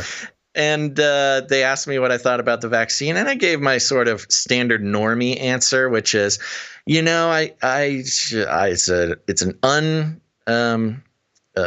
a new technology. A technology that's never been out before. I'm healthy. I'm not at risk. I am not rushing out to get it. But so that's, I gave the normie answer. And this person says, "Oh, I'm so glad you said that. I was worried." I'm like, "What do you mean?" They're like, "Oh, I think it's a horrible idea. I'm pretty liberal. I watch CNN. I love all the liberal media. But when I hear them talking about this vaccine, it just drives me nuts." I'm like, oh, my gosh. Even the most staunch normies are starting to wake up. And then they got into asymptomatic spread and how they can't believe they're being lied to. I'm like, dude, I knew it. COVID, or the response to COVID, rather, is like radicalizing more people than, the internet ever could. Just watching the mainstream. So anyways, you got friends and family just like that who are starting to wake up to the fact that the world is not what it seems. And you can help us and them out by sharing with them an episode of Canary Cry News Talk. Turn them on to the show. You got a little, if you're new to the show, you got a little taste of it here. Hey, we're not here to scare anybody. We're here to have fun, but also explore the truth. I think it's a very friendly way to continue exploring the truth for those friends and family of yours who are starting to wake up. So go ahead and share with them an episode. We call it Rattling Some Cages. And if you need any more instructions, here's what you do. You walk right up to them, you grab them by the cage, and you shake it. The end of the world occurred pretty much as we had predicted. I want to shake things up, stir up some controversy, rattle a few cages. Hey, stop that! You'll never silence me. I'm the last angry man, a crusader for the little guy. Leave the bird alone. Never. Rattle a few cages. Rattle a few cages. The human race will have every opportunity to improve. And if they don't? Ask Noah. That's right. Just ask Noah. Gonz, any last words? Oh, thank you everybody for checking out another episode, and hopefully you can share this one with others because it's got the image has a beautiful rainbow and the face of Biden, Pope Francis. It's very friendly looking thumbnail there. Yeah. So do share it with friends and family and rattle their cages. Okay, there you go, folks. Again, we'll be back on Friday, March 5th. So make sure to make it. And there you go. Thanks for listening to this episode of Canary Cry News Talk. Make sure to tune in next time. But until then, think outside the cage. This guy comes to my house. He's a Satanist from one of the Satanist churches here where they sacrifice babies and melt those babies into candles, their skin, and that's supposed to give them more demonic power. And these Satanists came to my house, 5 of them, and threatened my life. Sinful generation! Stop this progress before it is too late. They are scum. You can't handle the truth. This is deep. Remember, reality is an illusion. wanna shake things up, shake things up. I wanna shake things up, shake things up. Leave the bird alone. I wanna stir up some controversy. I wanna rattle a few cages. I wanna rattle a few cages. I'm the last angry man. You'll never silence me. I'm the last angry man. I'm the last angry man. You'll never silence me. I'm the last angry man. A crusader for the little guy. Little guy. Little guy. Well, we'll see about that. Whatever, Illuminati.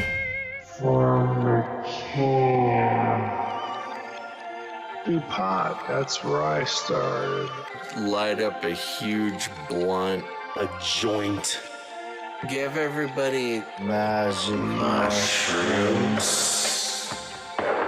Smoke.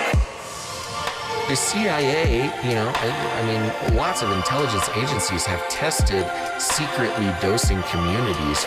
LSD. Psychoactive pills should be covertly administered.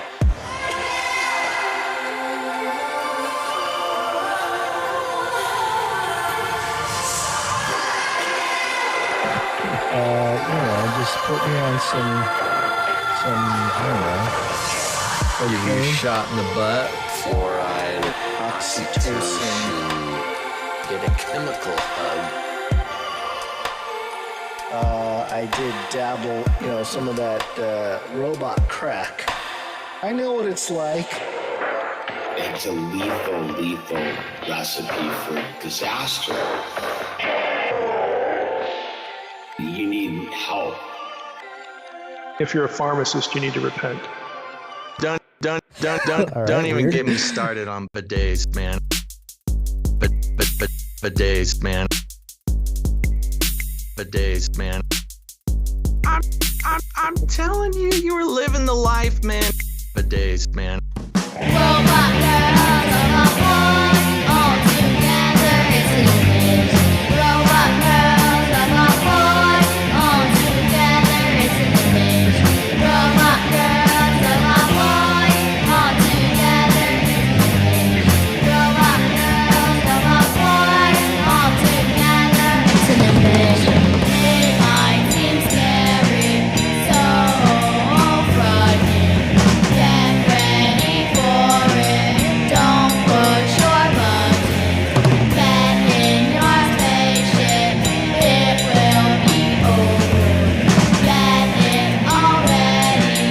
It will be started. Robot girls, robot boys, all together it's an image. Robot girls, robot boys, all together it's an image. Robot girls, robot boys, all together it's an image. Robot girls, robot boys, all together it's an invasion!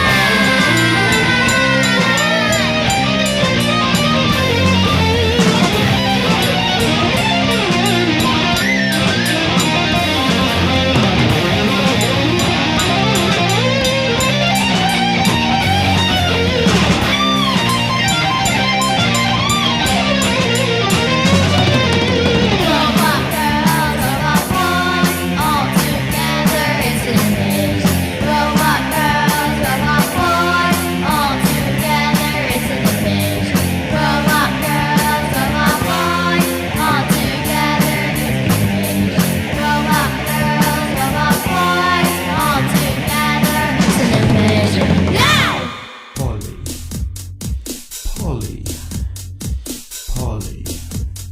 It's Latin for many. Tick.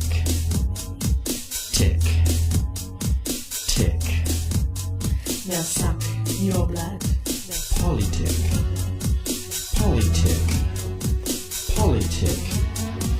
Many bloodsuckers.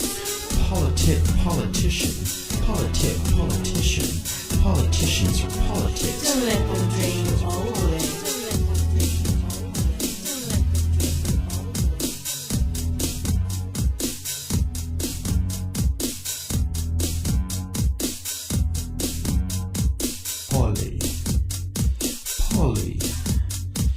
Poly. It's Latin for many. Tick.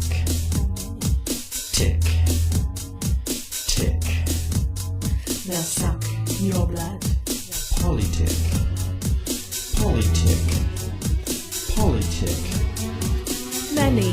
suckers. Politician. Politicians are politics. Don't let them drain you all the way. Don't let them drain you all the way. Don't let them drain you all the way.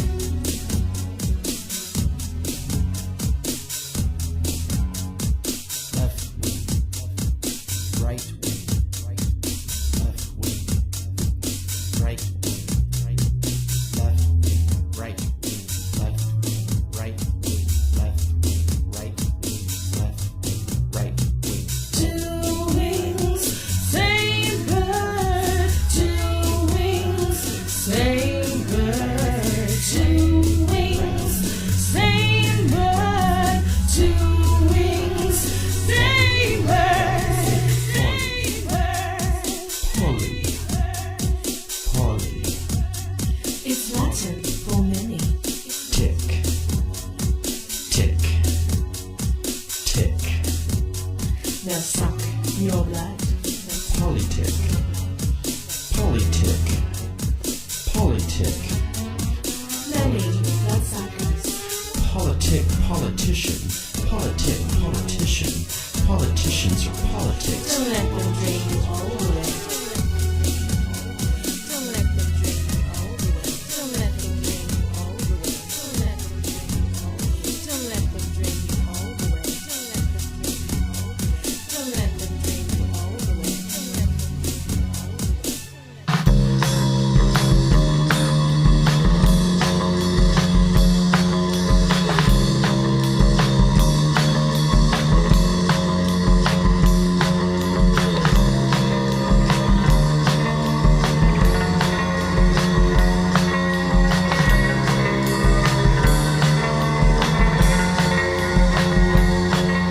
There's nothing to watch on my color TV. None of this news is what I want to see. I try tuning in to my radio. None of this talk is really quite the show for me.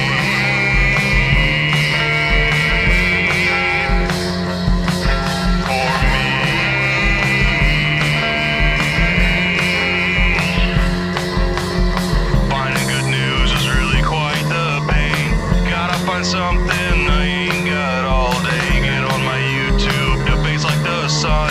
See what's new, demonetization. Know what's this? To my surprise, I spot a big pair of googly eyes.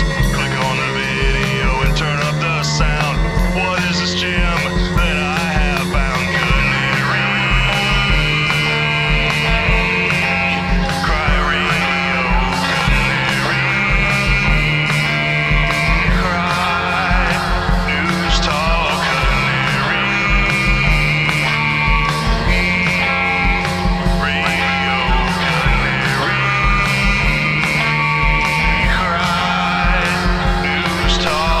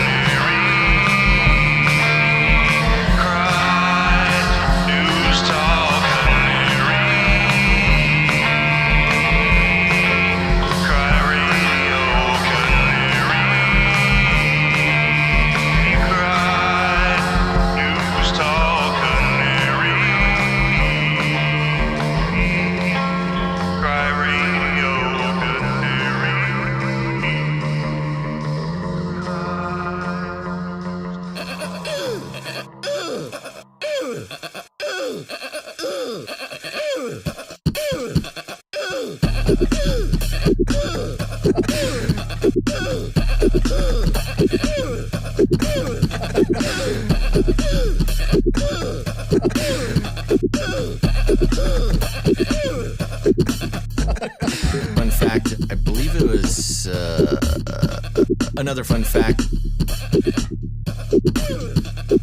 Fun fact. Another fun fact. Brings me back to my Screamo days.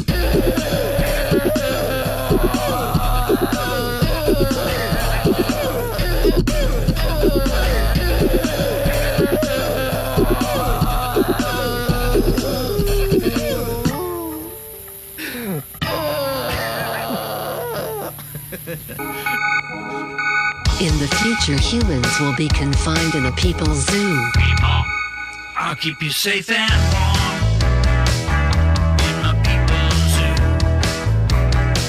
I'll keep you safe and warm now in my people's zoo.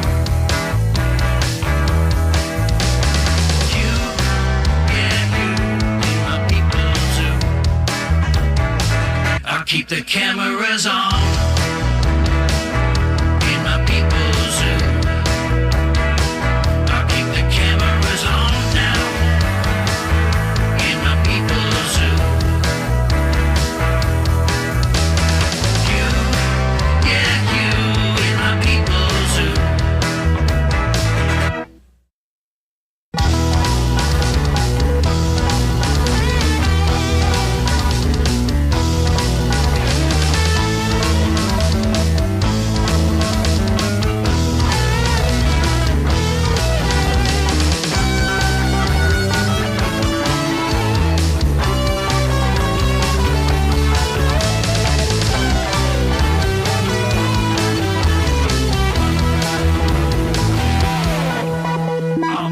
Fast.